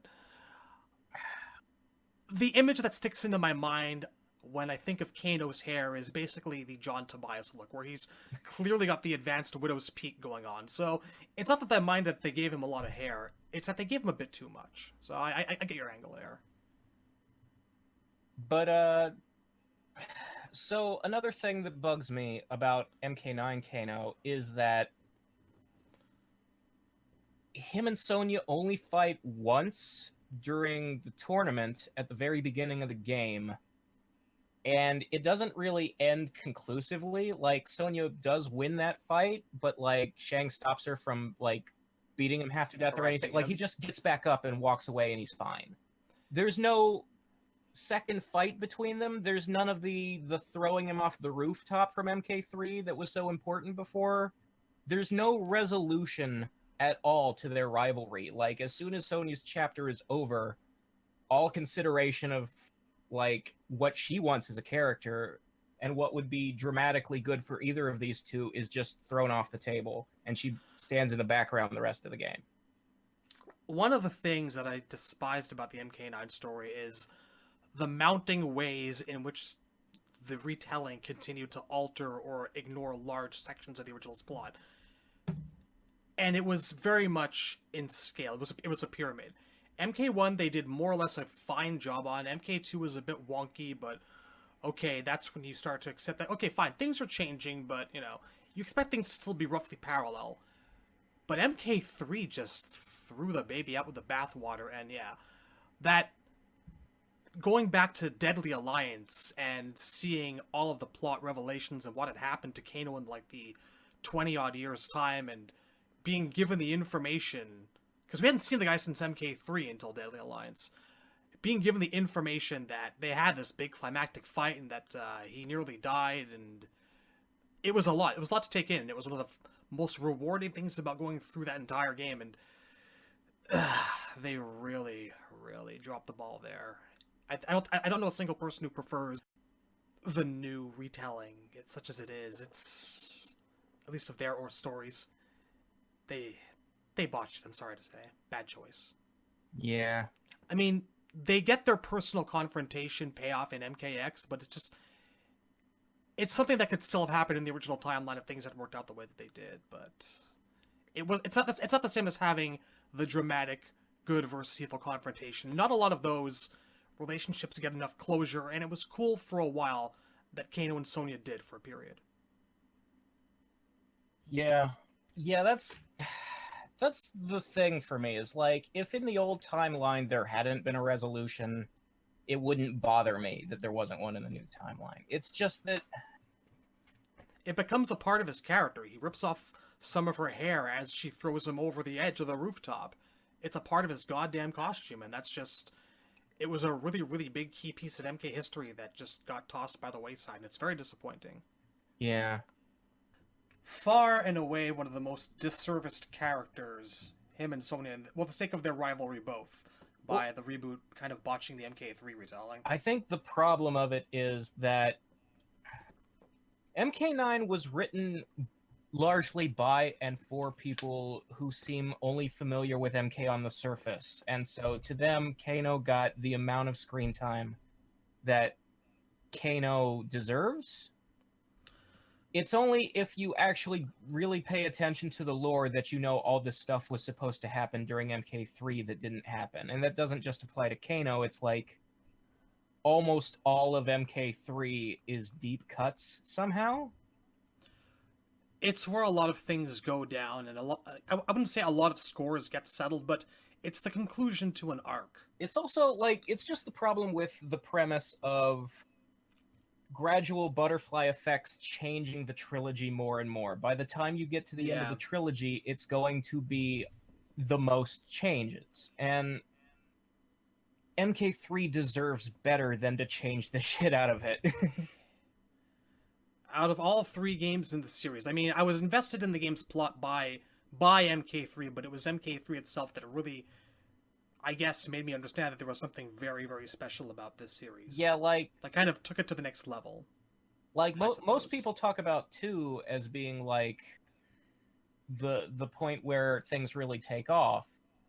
But I really think all the best stuff in the trilogy happens in 3. 2 is when the full scope of the game starts to... Well, the full scope of the universe starts to really expand, and we begin to understand more of the stakes. But 3 is the one that, like, really brings the threat home, and it's sets up a lot of the future. Because Tobias was writing it like a trilogy, like, a lot of stories wrap up, and a lot of characters have character development in 3 because it's where things are coming to a head. I suppose there are people who did worse, but I'm hard-pressed to think of a few more than Sub-Zero. Yeah. Kitana. Kitana's something else. I consider her character downfall more or less a loss of face. There's a lot going on there that I don't particularly enjoy. But I don't feel like they tore her heart out the way they kind of did with a lot of other characters. I feel that... I don't know. She's still the same character... Well, let's save that for the Kitana retrospective. Yeah, we can go real deep into that, but now's not the time. It is not, no. Characters that begin with a K. But yeah, so Kano just kind of gets away in MK9 without anything really happening to him. Like, the last time we see him, he's frozen in a block of ice by Sub-Zero so that Sub can free some kidnapped soldiers and stuff. And that's Pretty it. much. Like, we know he gets out of the ice because in the next scene, Noob Saibot sees Sub and he's like, that's the guy Kano warned us about. So obviously he escaped and told them. But it's just, you know, he's a background character, so he fucks off. Grunt level. Yeah. But, at least they did manage to include one of his selling points from MK3, which is the fact that he's running weapons for the Outworld troops. Yeah. He's teaching them how to use them. They for all MK9 messes up, one of the best scenes in the game is like him showing Sung how to use a rocket launcher. Yeah, I actually do really like that scene. It's absolutely hilarious. There's that, and there's the scene where Baraka and another Tarkatan are like loading shotguns. Yes. And one of them points it at his face, and he's like, "That's not a toy." It's not all that bad. There's loss of gravitas, but at least they managed to make it entertaining as they go. I mean, here's the thing. Like, I really love the idea of Kano selling Earth weapons to the Outworlders. It's just that in both timelines after MK3, they do nothing with it. Like, we never see Tarkatans with rocket launchers again. They just... all that weaponry just disappears into the fucking ether. Well, and it's especially weird because in MKX, Kano is still selling weapons to Outworld. Like, he's been doing it for 22 years straight, and still the Tarkatans don't have shotguns. But you're forgetting about the tactical nuke that he set off in the MKX comic. Well, that was one thing. Like... you can't expect everything to be the focus of everything. I know, it was nice. They didn't entirely forget. That one moment doesn't make up for the fact that I've always wanted to see, like, wars in Outworld look like Vietnam. You know, like, the Tarkatans should have flamethrowers and guns, and it should be crazy. And it's not crazy. It just continues to be fantasy world. Sounds like Doom. Sounds like you want some Doom. You want some cyber. I do kind of want some Doom. I mean, things keep going the way they are going here. And it's gotta like, get the Doom Marine at least. You look at, like, Motaro's cyborg tail and Reptile's MK4 robot diaper, and it's like, that stuff could be explained by Kano's technology. So obviously Tobias was thinking about it. It just never happened. Now I'm forgetting, like, the Centaurs in the Attract mode in MK3, did they all have cyber tails, or was it just Motaro? I had to check that. Let me look it up quick. I don't oppose the idea of, like, him equipping them with cyber tails, but that seems like it would take a lot of R&D, like years of it, which is probably more time than, was available to them. It looks like at least a few other Centaurs in the Attract screenshot also have the hydraulic crotches. I'm just gonna say it was probably native Outworld tech or something that the Centaur race developed. See, then I need some fucking world building to explain that shit, because it looks fucking weird. The thing is, that's and it doesn't track at all with, like, other games where they're like, man, Outworld hasn't even invented ball bearings yet. The problem is, that's actually kind of a Centaur problem. Because who the fuck ever gets exposure out of the Centaur race, except for Motaro, once a decade? If the Centaurs are, like, genius inventors like Warcraft gnomes, I need someone to say that. Because that sounds cool as shit. It does. I'm not saying that they can't necessarily be. I mean, if we're gonna try to explain things, I want to know where the fuck Kano found the time to have the Black Dragon make cyber laser firing tails for a bunch of horsemen. There could be quite a while where they're, like, equipping and preparing for war. Then why doesn't Kintaro have cyber gauntlets? 4 cyber gauntlets. Or cyber swords. The 4 cyber swords of Kintaro. Oh, God. Kintaro isn't technically in MK3. Like, his appearance in Trilogy isn't canon. He's only in the PlayStation version, and the Nintendo version of Trilogy is the canon one. I prefer to think of it as being he's around.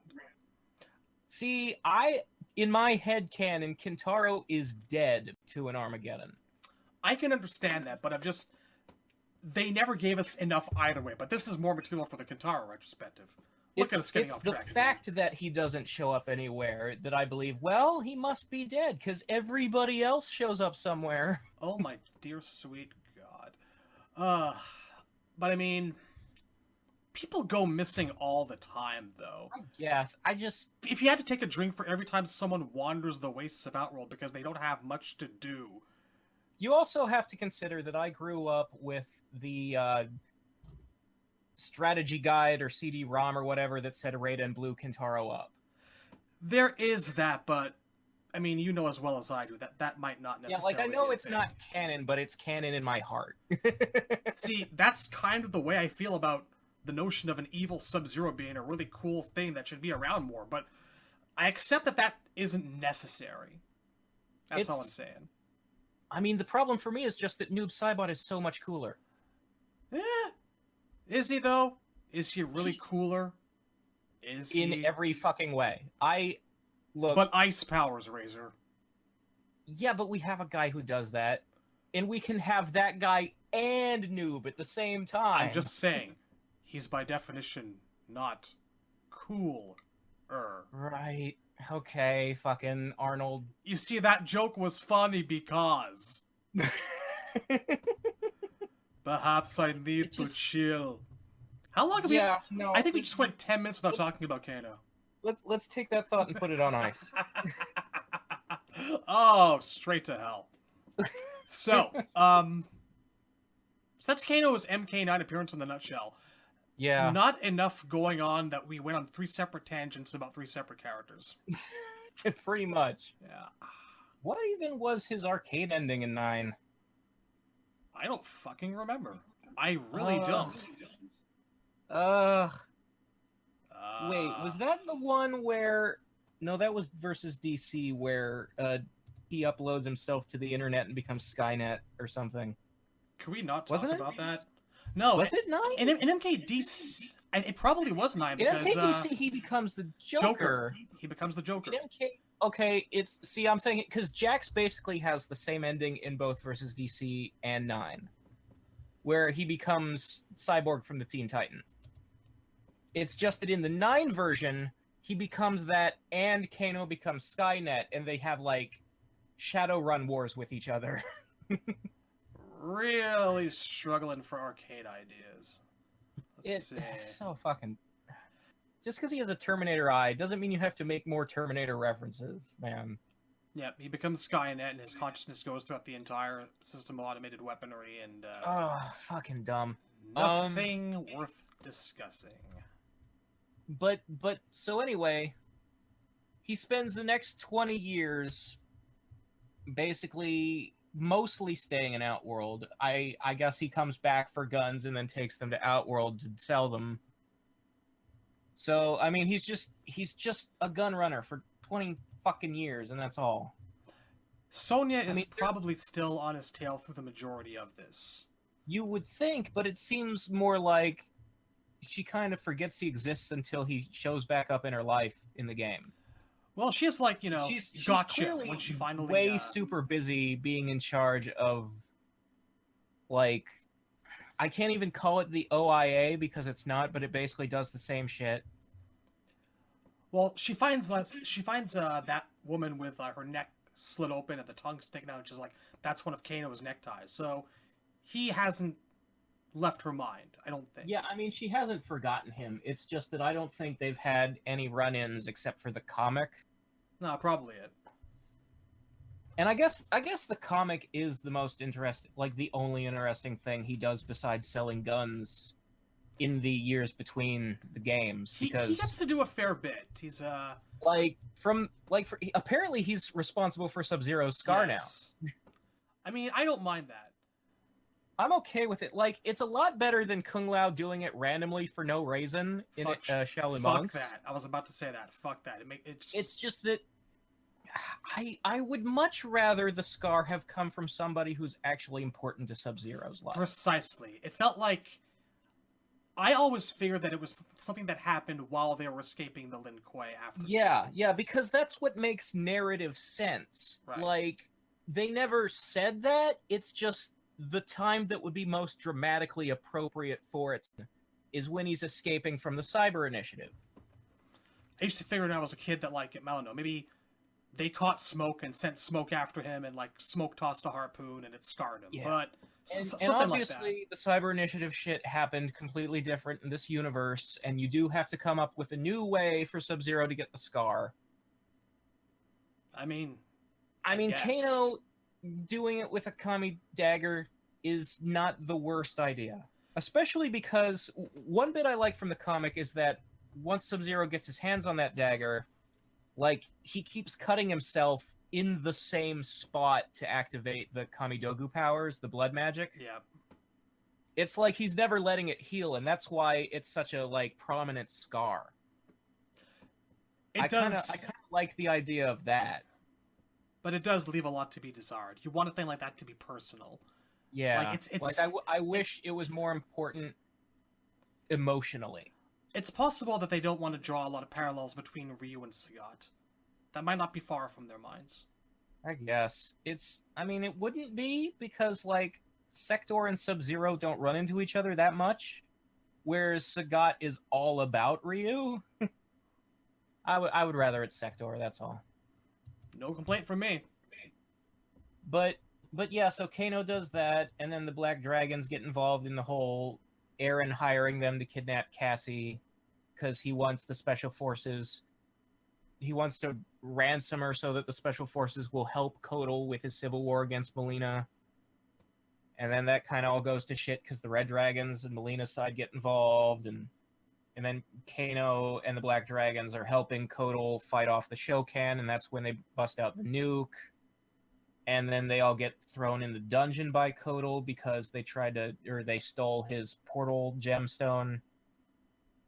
And then I guess in the intervening years, he lets them out of the prison, the dungeon, and Kano goes right back to selling him shit. And selling him out, because that's how MKX pretty much opens. Yeah. Melina pays Kano to kill the guy. Why are you trusting this person? This goes into what we were talking about me not believing Kano can act, because in MKX, he is pretending to be on Kotal's side while he's, like, Melina offered him a better deal, so he's going to try and assassinate Kotal. But that's still, like, Kano is still playing to his personality traits when he's doing that. Like, it's not a hard performance. Pretending to be on the side of the law for years? It's a stretch. And making friends with Sonya and Jax. Like, being the kind of person whose company they would enjoy and not, like, tell him to get lost. I don't believe he can do that. They specify that he was an informant. It's possible that he didn't do a lot of face-to-face communicating with them. It might have been all through conferences and shit. It's possible. It's possible. I don't actually see him being the type to maintain personal relationships and be a guy you see around the office all the time. That's not the scenario that I just think for Sonya to take it as personally as she does, they must have been in contact more. He doesn't really strike me as the kind of person that knows how to push buttons specifically. I don't know. It's so weird to me to imagine him pretending for any length of time to not be a sleaze. And that's really my problem with it in a nutshell. He makes big promises to people, and that's why they keep him around, I suppose. Because there's no reason for Kotal to be rehiring this guy, other than the fact that Kotal's kind of stupid. Well, Kotal is also in, like, a desperate situation where he needs those weapons. It's Kano. His track record speaks for itself. I mean, once again, chalk that up to the comic and the game not being written by the same people necessarily, and... I mean, to be fair, the way Kotal met Kano was... I mean, Kano was relatively good for his word when he was working for Shao Kahn. It's possible that he just doesn't know about up to on Earthrealm. Yeah, I mean... look, I don't necessarily get Kotal because he's spent most of his life working with bad people and continues to work with bad people, and yet he presents himself as a good person. I just think that he has a really shitty read on people's personalities. I guess. Reptile is a monster. We've been over that last episode. But Kotal sees a lot of value in him. But this also requires him to kind of set aside the fact that Reptile is also a cannibalistic, unstable lunatic. Right, but I think in Outworld those qualities are not as reprehensible as they are on Earth. I suppose. I mean, Kotal comes part of from... Kotal's background is that, yes, the sacrifices and the heart eating. Yeah. So that wouldn't be as repugnant to him. Cutting hearts out of people and drinking the blood, so I don't think cannibalism really bothers him. Fair. Especially, very fair. Like, Reptile's not a mammal, so he's just eating his food source. It's the circle of life. It's also impossible not to pity the poor bastard. Yeah. But we've been there. So Kano actually does not get much to do after that in 10. Yeah, he just kind of... So obviously, like, the assassination attempt on Kotal fails, so Kano immediately is in retreat. And by the way, like, he's wounded real bad, because he gets stabbed in the spine with one of Kotal's knives.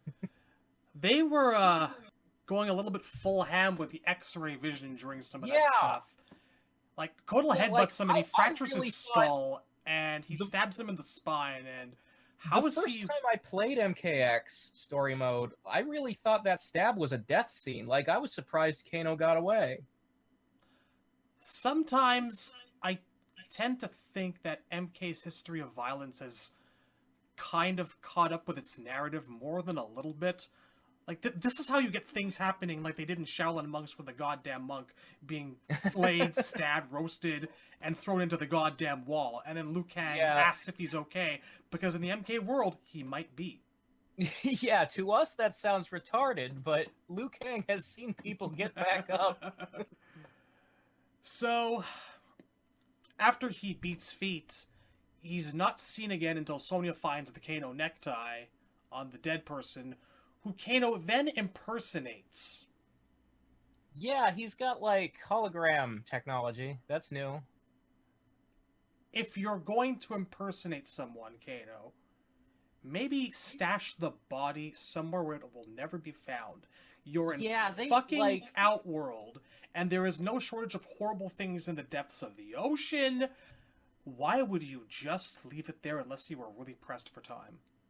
Yeah, he did not try very hard at all. He also disguised himself as someone who's like a foot shorter than he is. The evacuation must have been like a really quick everyone get here at X or Y time scenario, because he plainly didn't have a lot of time to think things through. On the upside, I do like how he looks in 10 better than almost anything for a long, long time. Yeah, I mean, they gave him the receding hairline back. Yeah. So, I mean, if we're talking about design, though, one thing that really, really, really bothers me, his eyes don't line up with each other. Yeah, it's unsatisfying. His headpiece is just a little bit over-designed. Like, every time I look at his face, I go a little bit cross-eyed. They just want any excuse for him to, like, tinker with it and really amplify the cybernetic attachments and enhancements, and it's a nice thought, and I understand wanting... that. Just make sure the eyes are parallel. They were for a very long time. And, like, I love this. His Funko Pop, I think it is, he also has asymmetrical eyes. He doesn't have a Funko Pop. It must be the little He-Man-esque figurines you're thinking of? Maybe. I've got the Funko Pops, Kano ain't among them. It's some figure with a large head. Maybe it was a keychain. Okay, possible. I don't remember where I saw. I just remember because it's accurate to the game and that his eyes, one is lower than the other on his face. I understand wanting to redesign it and make it more visually appealing. Because the old design the more we get on, Actually, does kind of look like a Silver Phantom of the Opera piece with a bit of a here's red what I lens. think.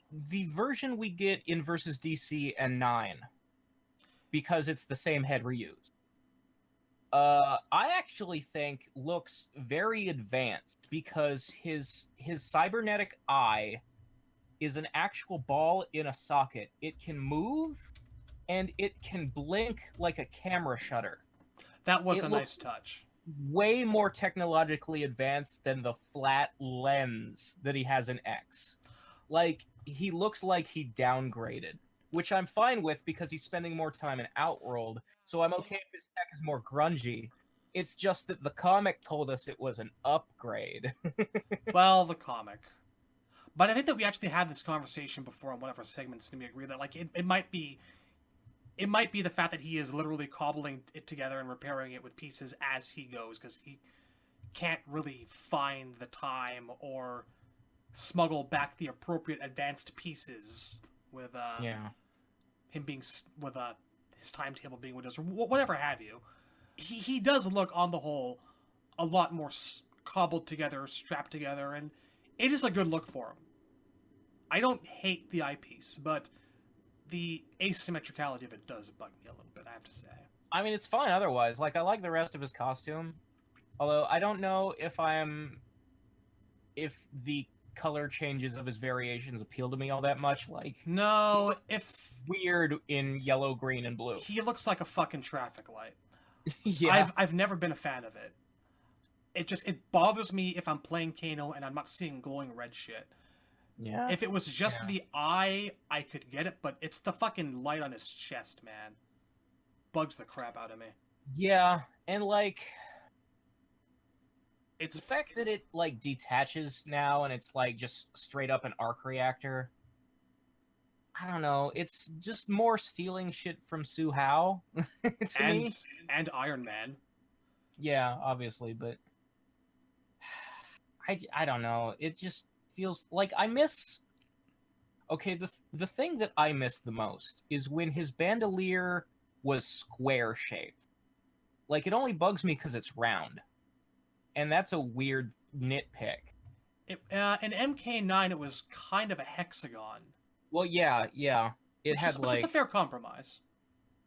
Well, his alt costume had a square, and I liked that better. It was also a hexagon in MKDC that I'm seeing. Yes. Now. So they abandoned the square quite some time ago. Yeah. I mean, it's only been 3 games, but I guess when it's a square, it fits the shape of the rest of the bandolier more. Whereas when it's a circle, I feel like it draws too much attention to itself. He's not even wearing a bandolier anymore. Now in X, he's wearing like just a bunch of straps in random places on his upper body. It does bear mentioning, though, that one of his best costumes doesn't even fucking have the goddamn bandolier at all, you know? Yeah, like, that he doesn't have it in Deadly Alliance. It's not a necessary piece of his gear. Like, because the eye catcher is Sonya's hair. And, like, I feel like in their insistence on including it so that, like, the eye has a power source, like, that's unnecessary.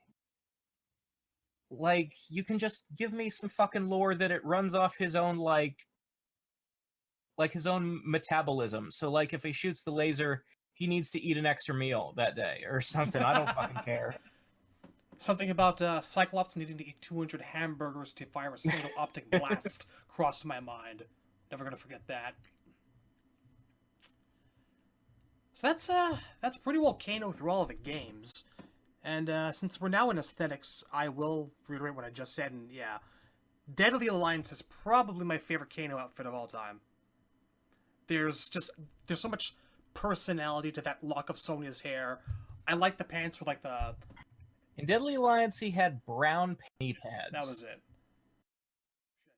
I really liked the sleeveless leather jacket. That's something that actually makes a ton of difference, because the exposed, really ridiculously hairy chest works for him. Yeah. It's unpleasant, and it brings out the scuzz. I mean, he has like an exposed hairy chest in every game after that too. It's just it looks nicest with the Deadly Alliance outfit because it's like in 9 you're not getting the whole chest, and in X he's not wearing a shirt at all, and he just kind of feels like he's just showing off the dad bod, and it's a little bit gross. All them I, fresh I tats. yeah, I think the sleeveless vest, the leather one, it just frames it nicely. Yeah. And I really do think the lock of Sonya's hair is a nice touch too. I agree with that. I love when things are personal accoutrements to the character. Yeah. I love when things actually have merit and value and are a part of the history. This is why I loved the Alpha games, because they told us why Ryu had a red headband. You know, it was a part of Ken's gi. Yeah. So that actually does lead us into what was the biggest inspiration for Kano going for MK Deadly Alliance forward, and that was the late lamented Trevor Goddard. He starts having an Australian accent in Special Forces, which was 1997 or 96. I Or want 8. to say it was actually like 98. Probably. Like it came out after MK4. Yeah, 98. That yeah, and it was obviously Tobias's last game. He left in the middle of production. So they switched over to the Goddard voice right before Tobias left the company, and then Deadly Alliance was the next game after that. It's telling that his performance had such an impact and an effect on the character going forward. Yeah. Like, him and probably Goro are the two who I think are most affected by their performances in the original MK movie. I mean, it's hard to say because for a lot of those characters, the movie was the first time they got a voice and a personality, and those did carry over to the games. But in some of the cases, like Johnny Cage and Sonya, it's like not a far leap. It's just kind of obvious that that's how they'd be. Kano was a situation where I think they took what was there, they brought the elements together, and solidified them with a personality that he didn't really have up until that point. Yeah, I mean, the original Kano we're given in MK1, we're told is he's a white guy, but his mom abandoned him in Japan, so he was raised by Japanese people and became like a Yakuza-style gangster. And I imagine there's a place, there's a version of the 95 movie where you have a Yakuza-ish Kano, but the Australian version is just way more charismatic than what I would imagine a Japanese one would be like. I kind of, to this day, in my mind, still kind of clusterfuck all the various origins together. I like to say he was born in Australia, or abandoned there, made his way to Japan, worked his way up, got deported, went back home, and here we are. He's a worldly man. We also know he's some kind of, like, ex-military. Yeah. Because, like, they talk about, like, him having, like, military training but being undisciplined, like, so maybe he was dishonorably discharged or something like that from, like, the Australian military or whatever. I can easily see him, like, doing merc missions in Cambodia or, like, Southeast Asia for a couple of years. Yeah, like, they use the word mercenary a lot in, like, even back in MK1, that was always part of his deal. I mean, he does wear the camo pants. Yeah. He does, he is a special forces mole in the new timeline, so I feel that, like, him actually having military background is one of those foregone conclusions, probably, with all that we've been given about him over the years. The other thing about, like, the movie blending over into the games is that I think without the movie, we would have lost Kano as a character after Trilogy. I mean, obviously you look at Jarek's bio in MK4, it sounds like Kano has been killed off. It sounds like, you know, there are a lot of characters who Trilogy was basically the end of their story in Tobias's conception, and they were trying to move on to the next generation.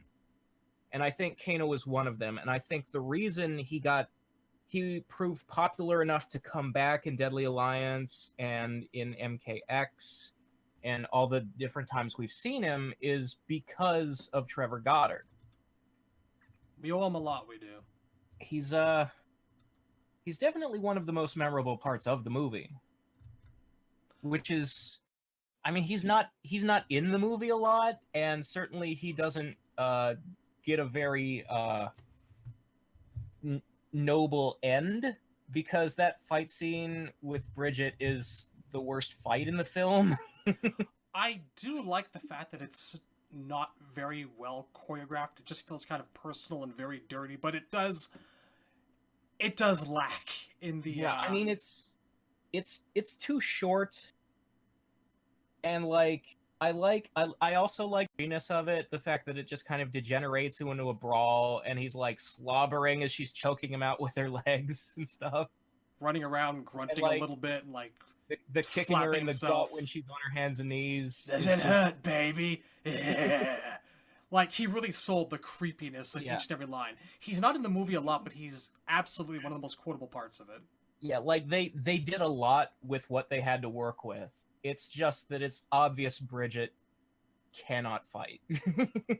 Yeah, for his part, he was okay. He got like, the convincing backhand in and the boot to the ribs. And, like, he was like, the proper grunting, like, Argh! He's really beating the shit out of her until the leg grab. Like, that's kind of the only offense she gets in, and that's the end right there. It's almost a Deus Ex Machina. Just a little bit. It was like, oh, here's the special move, and he's down. Before we forget, Kano was in one other movie. Are we talking about Legacy? No.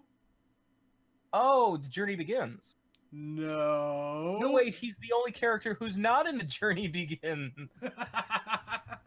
True, but no. Come on. What am I forgetting? You can do it. You give up? I give up. It's Wreck-It Ralph, man. Oh, see, I tend to count that as like a knockoff of Kano rather than the real Kano. It's blatantly supposed to be him. Cybernetic arm. That's true, but I think he's also holding a heart in one scene very briefly. Yeah, like, he is. I think he's like the Dr. Thunder of Kanos. Like, he's actually the Sam's Club Kano. I'm not sure, but it looks like he might be wearing a dragon medallion on the shirt. Okay, no, it's very similar. It's intended to be a knockoff dragon medallion, but he's got like some gold bling on, and he's totally Kano. It's just the serial number has been filed off because they apparently couldn't get the rights to the real Kano. This is the Chinese version that like says Onek when you find it in the Dollarama. Yeah, this is the Sense of Right Alliance Kano. He comes with a Goku and a Spider-Man.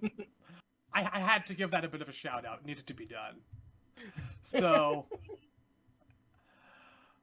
yeah, there is that, and no, I guess from that we can move on to Legacy. He's in the first 2 episodes, which is, I mean, at that point we still all kind of thought Legacy might turn out okay. It was promising from what we saw. They did an okay job with those 2 episodes. And like I said, the way Jax knocks his eye out is exactly like the lore in the game. When he took the eye out, I was like, this is it. We're going to get a really fucking good MK series. They know what they're talking about. Yeah, and then every episode after that... Or almost was ever. Not that. I still maintain that the Cyber episode was really good.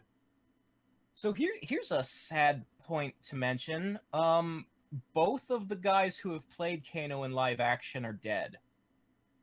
No. Yeah, that guy died too. I think they might both be suicides. I think Goddard was a drug overdose. Yeah. I'm pretty sure. They might both be overdoses.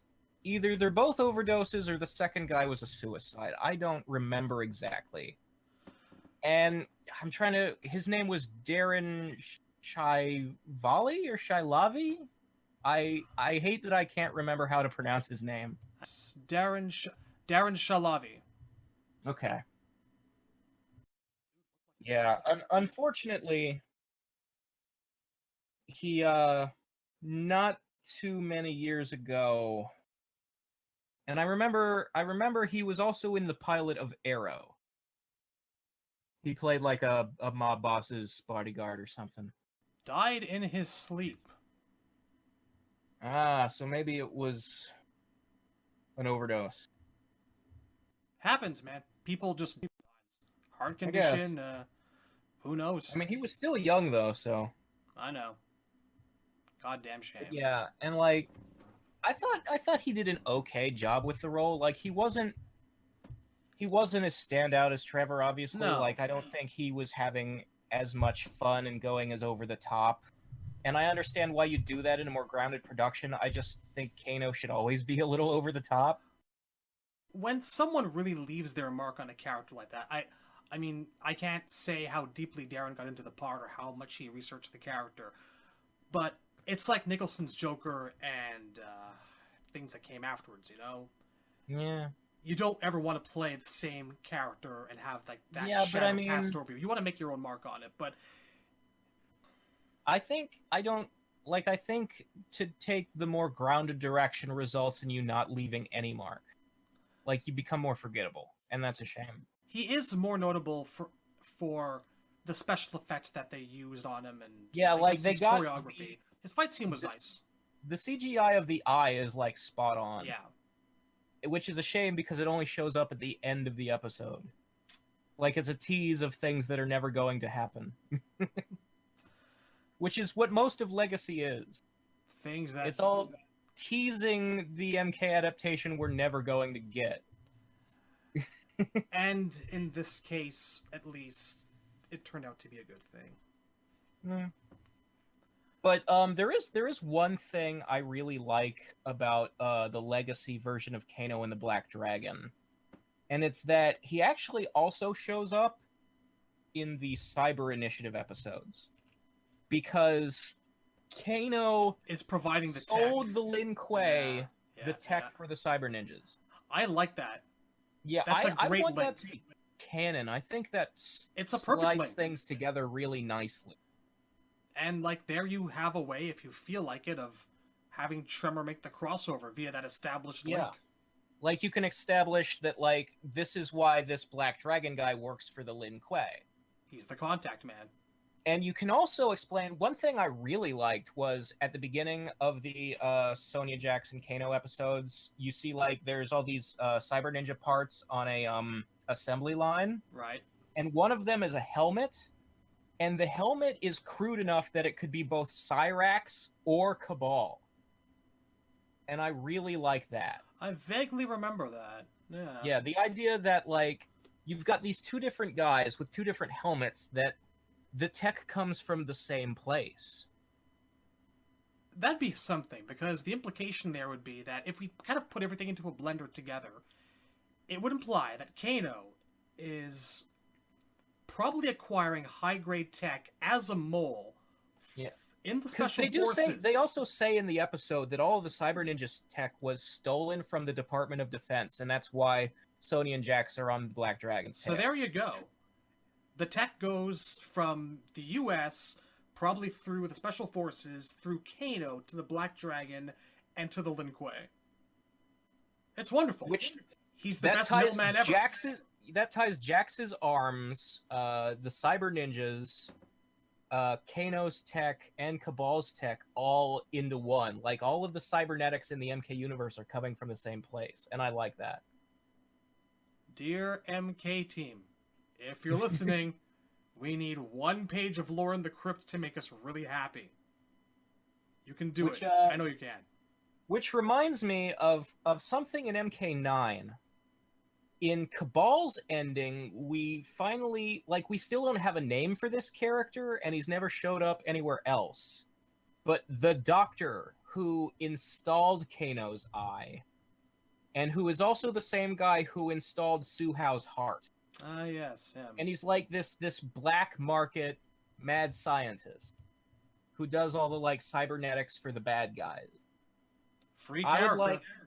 would like to see him show up more and be tied into these connections between like the Black Dragon and the Lin Kuei.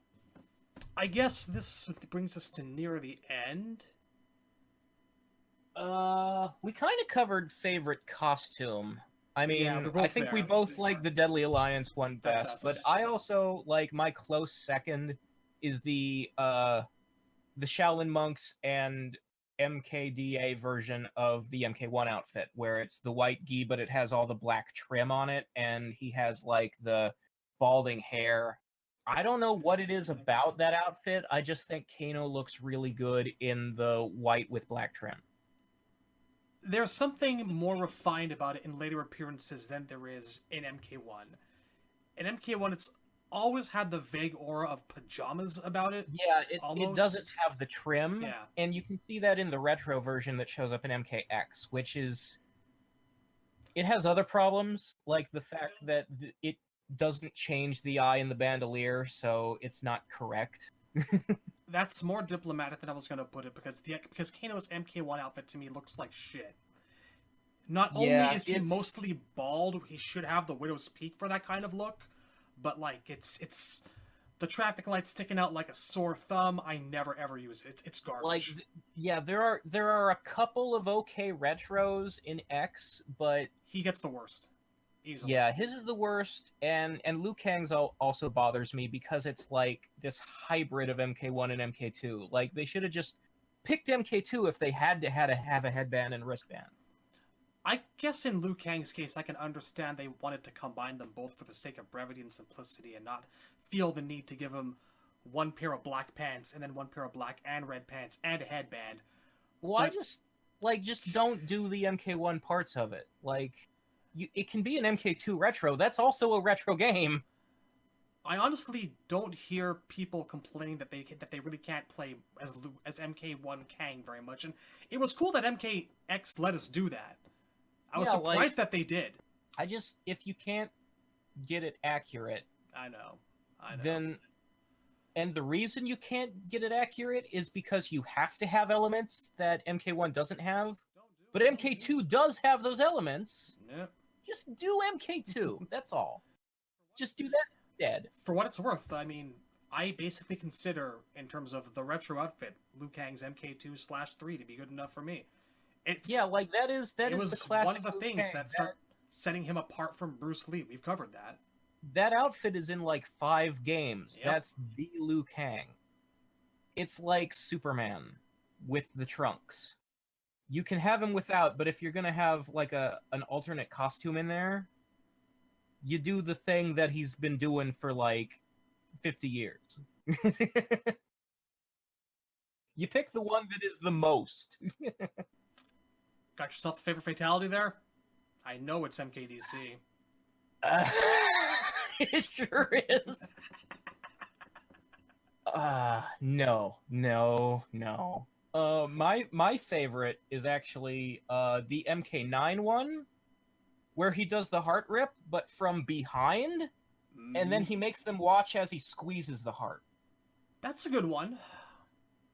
I kind of prefer the simplicity of the original MK1, because next to the Sub-Zero spinal cord rip, I have vague memories of that being one that really messed people up.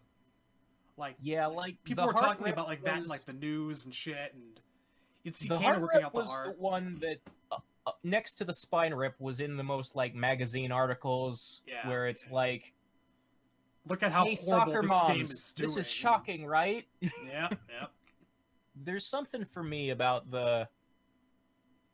them like looking at the heart in his hand as he crushes it. It adds it's an extra step. I don't mind it. They can't fall over because his arm is still in them, propping him up. I don't know. It's like, it's not even it's like not too elaborate. It's still the one motion of pull out the heart and crush it. It's simple, but the little added element of them being stuck on the arm and watching. It's almost comical. Elegance. Like, when I was a kid, I used to have a phobia of beating hearts. Like, No, seriously, it's the weirdest fucking thing. But like, I couldn't watch Surgery on TV because I was afraid I'd see this like pulsating, wretched organ of my nightmares. So Kano kind of made an early impact on me as being one of the people I was hoping would never finish me off. And it was kind of a relief on SNES, where like he just stuck his fist into your chest and it came out full of gray sweat. And there was like no pulsing whatsoever. Because I was a little chicken shit of a kid. But I mean, I got over it, of course. That's fine. However, by the time MK3 came along and he was like shooting lasers that made people blow up and removing entire skeletons from mouths, I was like, just give me the fucking heart rip back. Yeah, there is a weird quality to the MK3 laser. Where How do you explode from this? What's going on? It's like, it doesn't just cut. Like, he stands there and your body, like, radiates heat until you're red all over. And then you blow. That's not how laser beams work, man. It's a concentrated radioactive microwave beam of some sort. Like, I've never hated Jarek's laser eyes. I hate that Jarek does it. Yes, that's fair. But if Kano had that version, that would be the coolest laser vision. And MK3 would have been the game to do it too, because there's all these equilateral segmented pieces flying around left and right. If they did it in MK3, the hands would be stuck to the hips and shit like that. Well, I mean, separate problems, but we're just saying, we could have had like a new gold standard for the character going forward. We never got that back because Jarek having it's fucking stupid. Yeah. But, I also want to point out that Kano has the best throw in all of Mortal Kombat, introduced by MK3, and it's, I'll suck your cock. Down, forward, high punch. Does that never bother you? Because I swear to God, that is some forcible cockmongling if I've ever seen it before in my life. I understand why it looks to you. It is not just to me. I understand why it looks like that to some people. I used to have fighting game nights with a friend of mine, and like, the second we pulled that thing out, we just had to pause the game and start giggling because the waist is at face level. There's no delicate way to put this. True. It is unfortunate, the animation for that move. However, when my eyes see something that looks like that, they actively avoid making that connection. So I was always just like, well, he's obviously grabbing him by the throat and choking him, but man, they fucked it up. Oh, I knew it, but I just chose to embrace the absurdity. And I'm pleasantly surprised that they brought it back for recent games. It's nice. The choke. Yeah. I really like the MKX version where if you EX it, he like repeatedly smashes the back of your head on the ground. Whack, whack, whack. You know what? Now that we're talking about this, we've talked in the chat a lot about how you fucking hate Kano's ball physics. Yeah, this is something we should cover while we're here. Yes. Look, there's a lot of supernatural stuff happening in special moves that I have no problem with at all. But Kano has no lore explanation for the fact that he can spin in a circle in midair and hover for an indefinite amount of time. He has the power of flight, but he can only do it while cannonballing. Now, I'm going to go and try to put this out on a limb. I've mentioned this before in the chat as well. It is really noteworthy that the people who do this are all Black Dragon. Now, I don't generally believe in trying to explain everything, but if I have to put any kind of logic to it, Black Dragon technique handed down. It doesn't make sense. I didn't say it made sense. The square wave flight doesn't make sense. Look, if the Black Dragons were known for training in magic special moves like Ensatsuken, if Kano was running Goken's dojo, I would be fine with the cannonball being some secret Black Dragon technique that uses chi and is passed down in training. But they don't have that. They're just gangsters. There is no magic here. Invisible boot jets? Yeah, like, that's the only thing I can think of is if, like, he has... Like, they do hint he has other cybernetics under his skin besides the eye. Like, he's just generally an enhanced super soldier using technology.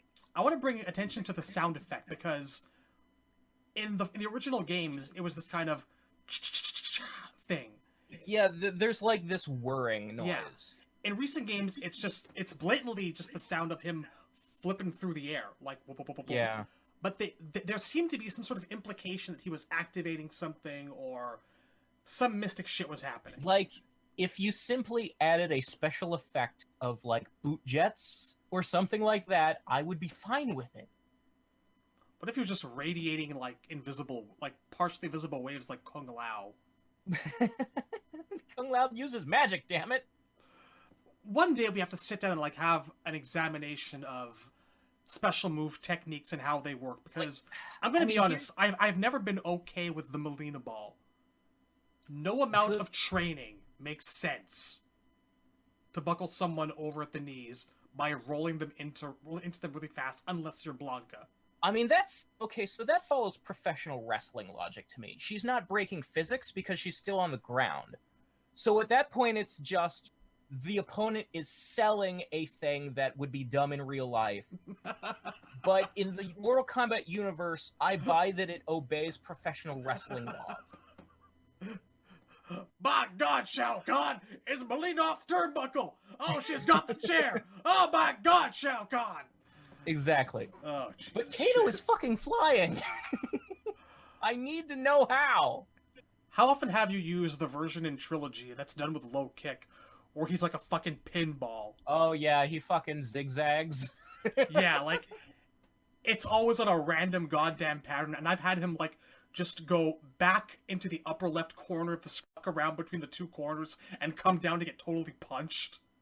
Fucking hell, mate. That's Aussie Pal, you hear? The toilets spin the opposite direction, and so do we. Space Australia.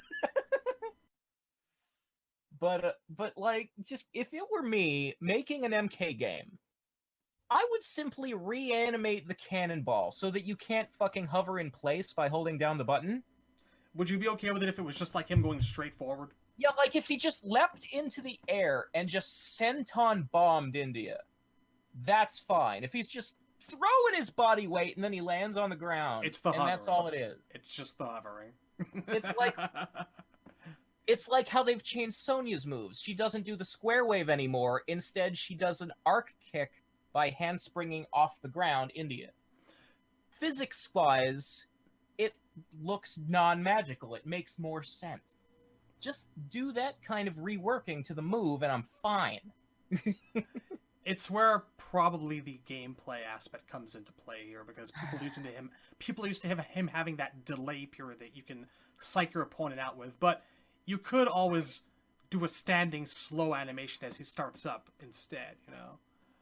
I don't know. Like, I don't feel like the delay animation is, like, a necessary... It's not, like, a pillar of his gameplay to me. Like, I admit I'm not, like, a regular Kano player. Somebody who mains him might have a different opinion on that. But I feel like he can do without. He's always been a secondary main to me. It never bothered me as much as Rain's Roundhouse originally did. Yeah. And they addressed that kind of, if I remember right, MK9 right. Didn't they turn into water a little at the bit? very least animated, like, a wave of water coming off his foot. Which doesn't explain the teleporting to the other side of the screen. So, it just makes it fit Rain more. That's the thing of it. Fucking Christ, wait till we get to the Rain episode. See, I was thinking that they added some sort of graphic, and maybe I just wasn't paying enough attention at the time, but when Trilogy first came out, that Rain kick was one of the 10 reasons I hated the character. Yeah. Holy shit. Well, I mean, and like you said, there are 10 reasons. Like, Rain was fucking broken in Trilogy. Oh, not just broken. Stupid. Just a really stupid character. So here's the thing. We have seen in cutscenes and in his other moves that Rain can teleport himself and others through, like, water puddles. No, like, that's the way that I always envisioned it in my brain. He was sending Yeah, them through a he's portal, which was just- conveniently off-screen. He's But kicking you it's into an off-screen puddle, exactly. Still looks I'm fine with that. stupid. It still looks really stupid. It's not the smartest idea, but it'll do. It's just that Kano doesn't have one of those. He doesn't have anything that I can point at and go, it's not the smartest explanation from the cannonball, but I'll take it. No, he has no explanation. Invisible boot jets. It just add little, like, puffs of air, It just like, in the graphics to his feet. I'm fine. That's all I need. Just don't make boot jets. I'm done. It just raises too many questions. It really does. Oh, Cabal and his buzzsaws. I can't wait till we get to you. Oh, we are gonna... It's funny, somebody asked in the questions, what's the explanation for Cabal's buzzsaws? Insane clown posse, man. Fucking buzzsaws. Magnets, man. Magnets. How do they fucking work? Exactly. Like, when we say magnets, we're only 75% joking. It might actually be magnets.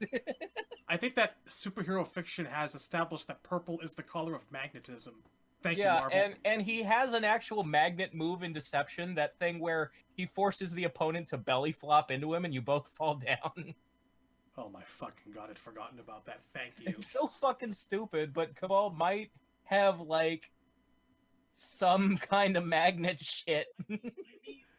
After thinking of that, are we really sure Kano's is one of the dumbest? There's so much worse out there to complain about. Look, I will say Cabal's moves are probably dumber than Kano. Cabal gets away with it because he's so fucking rad looking. Walk without rhythm, and you won't attract the dumb. Alright, so...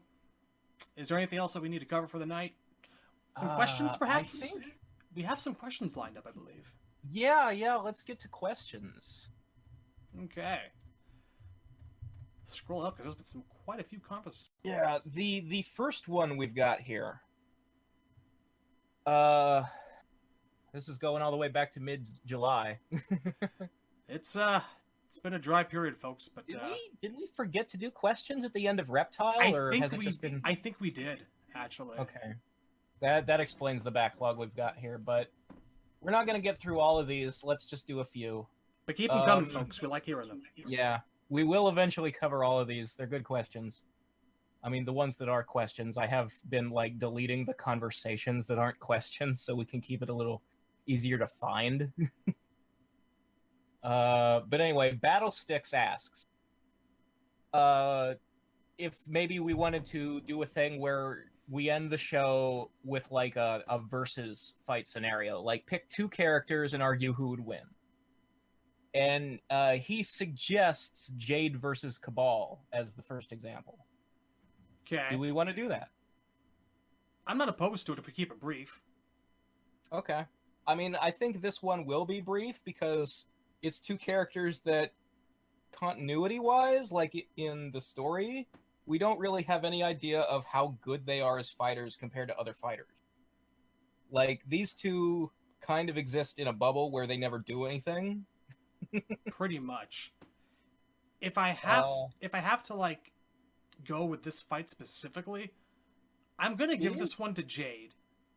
It is the most broken character in Ultimate versus the most broken character in Vanilla 3 and 9. That's only in terms of the AI. If we're talking, like, gameplay-wise, toning Cabal down didn't do much. He was still, like, one of the most lethal characters in all of UMP3. Yeah. Jade's AI was just fucking evil and unpleasant. She was not very easy to use, though, and she never has been. Like, there's really one thing you need to know about Jade. The entire match, she's going to activate projectile invincibility, run at you, and do the longest combo she has. And she's going to do it every time. Cabal's buzzsaws are negated, his eye blasts are negated. He's basically got the speed. Yeah, he's got 3 moves and 2 of them are projectiles. This is not a good fight for him. She's got plenty of weapons to keep him at bay.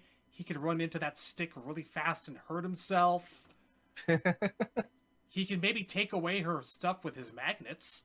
Also, I'm just gonna point this out that, like, despite how fucking broken he is in the gameplay, Cabal has, like, the most glaring weakness of any character in the roster. All you have to do is grab that tube on his chest real good and yank it, and he's done. And yeah, for the rest, like, that'll kill him. and I'm gonna be, and like, I was thinking we could approach this from like a plot perspective, but I'm sorry, Jade. Like, I think that Jade's just basically in a completely different class. This is someone who's been a bodyguard and a professional assassin for thousands and thousands of years, and she's fighting a guy who's got magnets, buzzsaws, and breathes really hard. I mean, there is a quality that hidden characters had in the original trilogy, where when you finally discovered them, you would find that they fought at like 2 times speed compared to everybody else in the game. Yeah. Jade didn't lose that quality really when she became playable. Mm-hmm. She still fights like a hidden character. So, like, obviously that carries over into her lore, I think, where, like, she is the most elite of Shao Kahn's assassins. That's why she was worthy of being a hidden character, as opposed to, like ninjas are supposed to be stealthy, right? So she's doing her job, whereas the others are just fighting in this tournament. Yeah, I think that we've decided Jade's taking this. Sorry. Yeah. But yeah, I wouldn't mind doing this again next time. Sure, why the hell not? Yeah, so if you want us to do like a particular battle, you can include one of those in the questions on the Discord. Shoot, we'd love to hear them. Right. The second question, Cartuthalo asks, assuming the Dream Lady is in MK11, what are our expectations for her design, story, gameplay, that sort of thing? Okay. What do we think she'll be like? I'm kind of hoping she'll be a godly figure, because I've always maintained MK's always needed more of those. It doesn't make sense to me that we've just been able to play as Raiden, Fujin, and Shinnok. I've always figured we should see gods from all kinds of realms, and if she's some sort of ruler of a dream realm, I hope she's a powerful one. I definitely agree with that. I would rather she be a goddess than, like, just some sorceress or something. Yeah. Like, we have so many emissary-type characters. Let's get some Raiden back in. I have this suspicion, because of what we know of her story so far, like, in 9 when she's introduced to us, we're told that her motivation is she wants to undo the reboot. Like, she believes Raiden made a mistake changing history, and she wants to put it back the way it was. My suspicion is that if they continue with that when she finally becomes a character, NRS are the kind of writers who will present that as a bad idea and play her off as a villain. That is the opposite of what I want. I want her to be a hero and Dark Raiden's direct archenemy. I would be utterly fine with that. Now, gameplay-wise, I'm picturing something hit and run. Kind of elusive. I mean, for someone who's supposed to have, like, we assume control over the realm of dreams, I would suspect something like status effecty, like Freddy had that move where, like, the overhead where he'd drop something on you and your character would be stunned like they fell asleep. I could see something like that. I could see something like she could be a zoner, set up like dream walls, or actually I'd like to see her mess with space. There's who the hell was it that did that? Was it someone in in the recent Killer Instinct? Because there's a character that can cleave like present space into, or maybe I'm thinking of like the guy from JoJo's Bizarre Adventure Part 4. Yeah, there's definitely the guy Okuyasu from JoJo 4.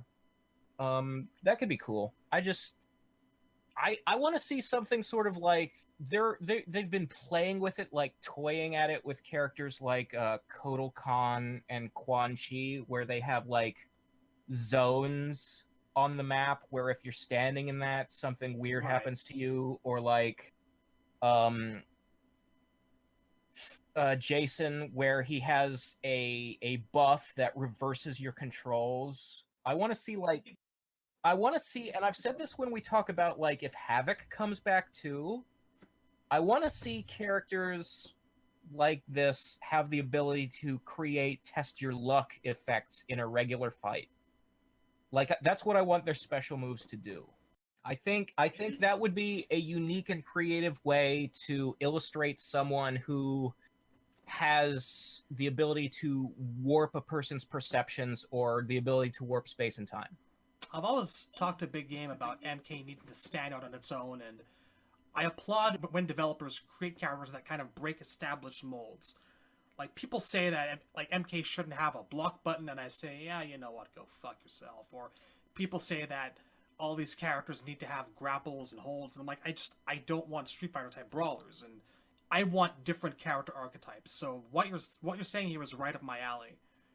If we're talking about people who can like fuck with space and create status effects and really require thinking outside the box to play, that's the kind of thing I'd like to see a dream character come from. So, all right. his next question. The next question, same person, Cartuthalo. He asks, are there any unpopular MK characters that you think have the potential to be as popular, if not more, than like series mainstays? Like somebody who's basically Striker, you know? Like, and I think we've said, I know I've said multiple times on the show that I think anybody from the 3D era could have the Striker treatment and go from like, you know, people think 3D era characters suck. There's a lot of Suhows and Dairus out there. I think literally anyone on the roster, anyone except Mocap, because his very concept is to be a joke. But any serious character from a previous game, like, I don't believe in throwing anything out. Mm-hmm. I think you can fix any fucking thing. Like, I don't have any characters I hate so bad I want them to go away and never come back. Like, you know, I talk shit about Baraka all the time, but it's because I want Baraka to be better. It's not because I want Baraka to go away. I believe all of these characters have potential, and I think if I were to pick someone specifically, I'm a big fan of Drawman. And not for what he was in Deadly Alliance. Like, he had the worst gameplay in the game. They gave him 2 styles without combos. Why would you ever make a fighting game character who can't combo? And also, like, the annoying buzzing of his primary costume is really too bare bones. But, you know, his story is awesome. Like, the potential for what he'd be like if he was intelligent, knowing that he was like this warlord before he died, and, you know, he was like some kind of like leader of men and like a clever conqueror. And, you know, he's got this really fucking cool like Hellraiser-y design without the skin, with the mask and like the mummy wraps from his alternate. I just think there is so much you could do with that guy. And, like, where did his mask come from? The face of Kun Lo. Like, there's a mystery there to explore, and there's, like, it's supposed to make him intelligent, because without it, he's just, like, a demon. He's just insane with rage and flies into, like, Hulk. See, that was their mistake. He should have been capable of combos with the mask on. Yeah, but like, that's like they never portray him as smart even when he's wearing the mask. They completely miss the point of their own concept. Now, I've said this before, and I will say it again. I don't believe any character is beyond saving. I'm with Razor on this. And time again, I have gone on tirades against the likes of Rain and Tremor, like, long before the Nethercast was ever a thing. When I used to post on MK Online, I've had this anti-ninja bent for a very, very long time, because I like variety. I want to see different characters. I don't believe in keeping the same visual appearance and transmuting into 12 different colors over and over and over. I don't need a legion of different types of elemental benders. But, time and time again, they prove to me that there is something that can be done with the core concept if they work on it a little bit. They made Rain from a living joke of a character into a legitimately intriguing and plot-relevant half-god. They subverted my expectations about Tremor and gave him all sorts of different powers, so he's not just throwing rocks around, he's crystallizing them and working with elements, and he's actually intelligent, not the big dumb brute that Special Forces would have had us think he was. And they've brought Stryker back and made him interesting. So, I mean, so many characters get second chances, and they don't always pan out. Mocap aside, I think that you could even, like, make a case for having maybe even Meat show up as a fun joke character, too. But it bothers me. It specifically bothers me that they've never done anything proper with Kai after Armageddon. Yeah, that one actually is kind of a sticking point for me, too, just because Kai was supposed to, like, they've always talked about how he was supposed to be kind of an Eddie Gordo. Like, he was supposed to have a very handstands and acrobatics-based fighting style, and they could just never pull it off, so they stopped trying. And it's like, dude, I would give anything to have, like, a capoeira guy in MK. It's just, it's a whole different environment in terms of development and things you can do, and all your characters have so much, I don't want to say complete variety from one another, but, you know, all the tools are there at your disposal. We have just different engines now, and why the hell not bring him back? I like the fact that he had that little crooked knife and the kickboxing, and even the abandoned concept art of him looks cool, where he had like the kind of... It was very Middle Eastern. Like, he had more Aladdin pants and like a big Middle Eastern scimitar. He got the white tiger stripes, a 9 out of 10 character design at its base, and I don't understand why they won't bring him back.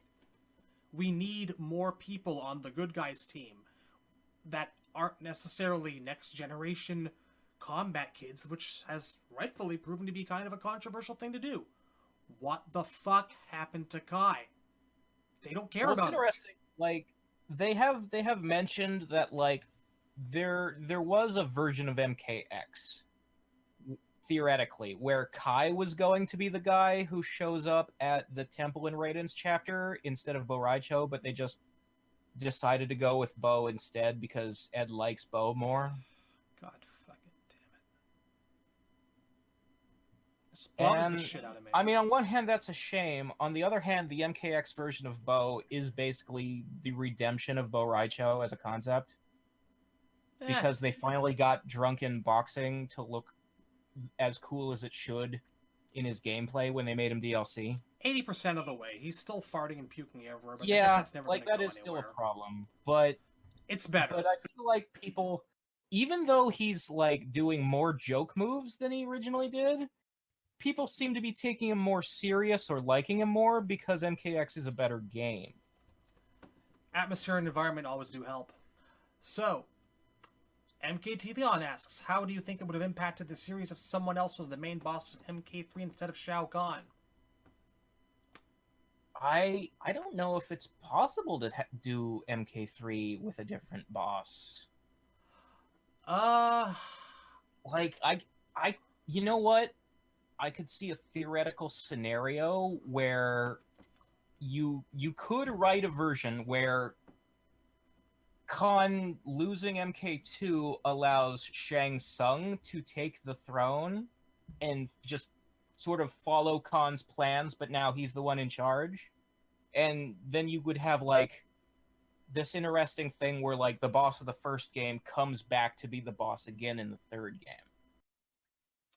And it wouldn't change the plot much, because Shang can do all the things Khan can. That does work.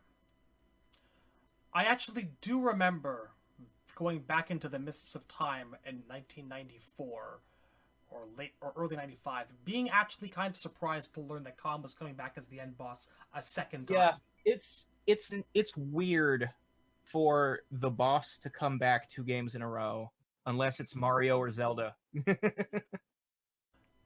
That said, the fact that Khan strips the Earth of all human life kind of really made a mark on me going forward. And granted, it's not like that particular concept was ever revisited. But assuming that, let's say it had been Shinnok for Part 3, I don't know. I think the series wouldn't have been impacted all that much. I mean, the lore certainly would have, but things would keep on marching on, you know? The series didn't die because... I mean, it would really depend what this theoretical 2D version of Shinnok or a new character created in Khan's place looks like and plays like. Because the thing about Shao Kahn is, like, you already know he's a tough customer because you played him in the last game. Like, you know this guy is worthy of the position boss. Mm-hmm. But MK3 is going, hey, that shit we did last time, that was for sport. Let me show you what's really up now. That's why Shao Kahn coming back for a second game in a row, that's why it works. Because they upped him. Like, they went, now it's time to see what Shao Kahn is really capable of. It's part of that trilogy building aspect, right?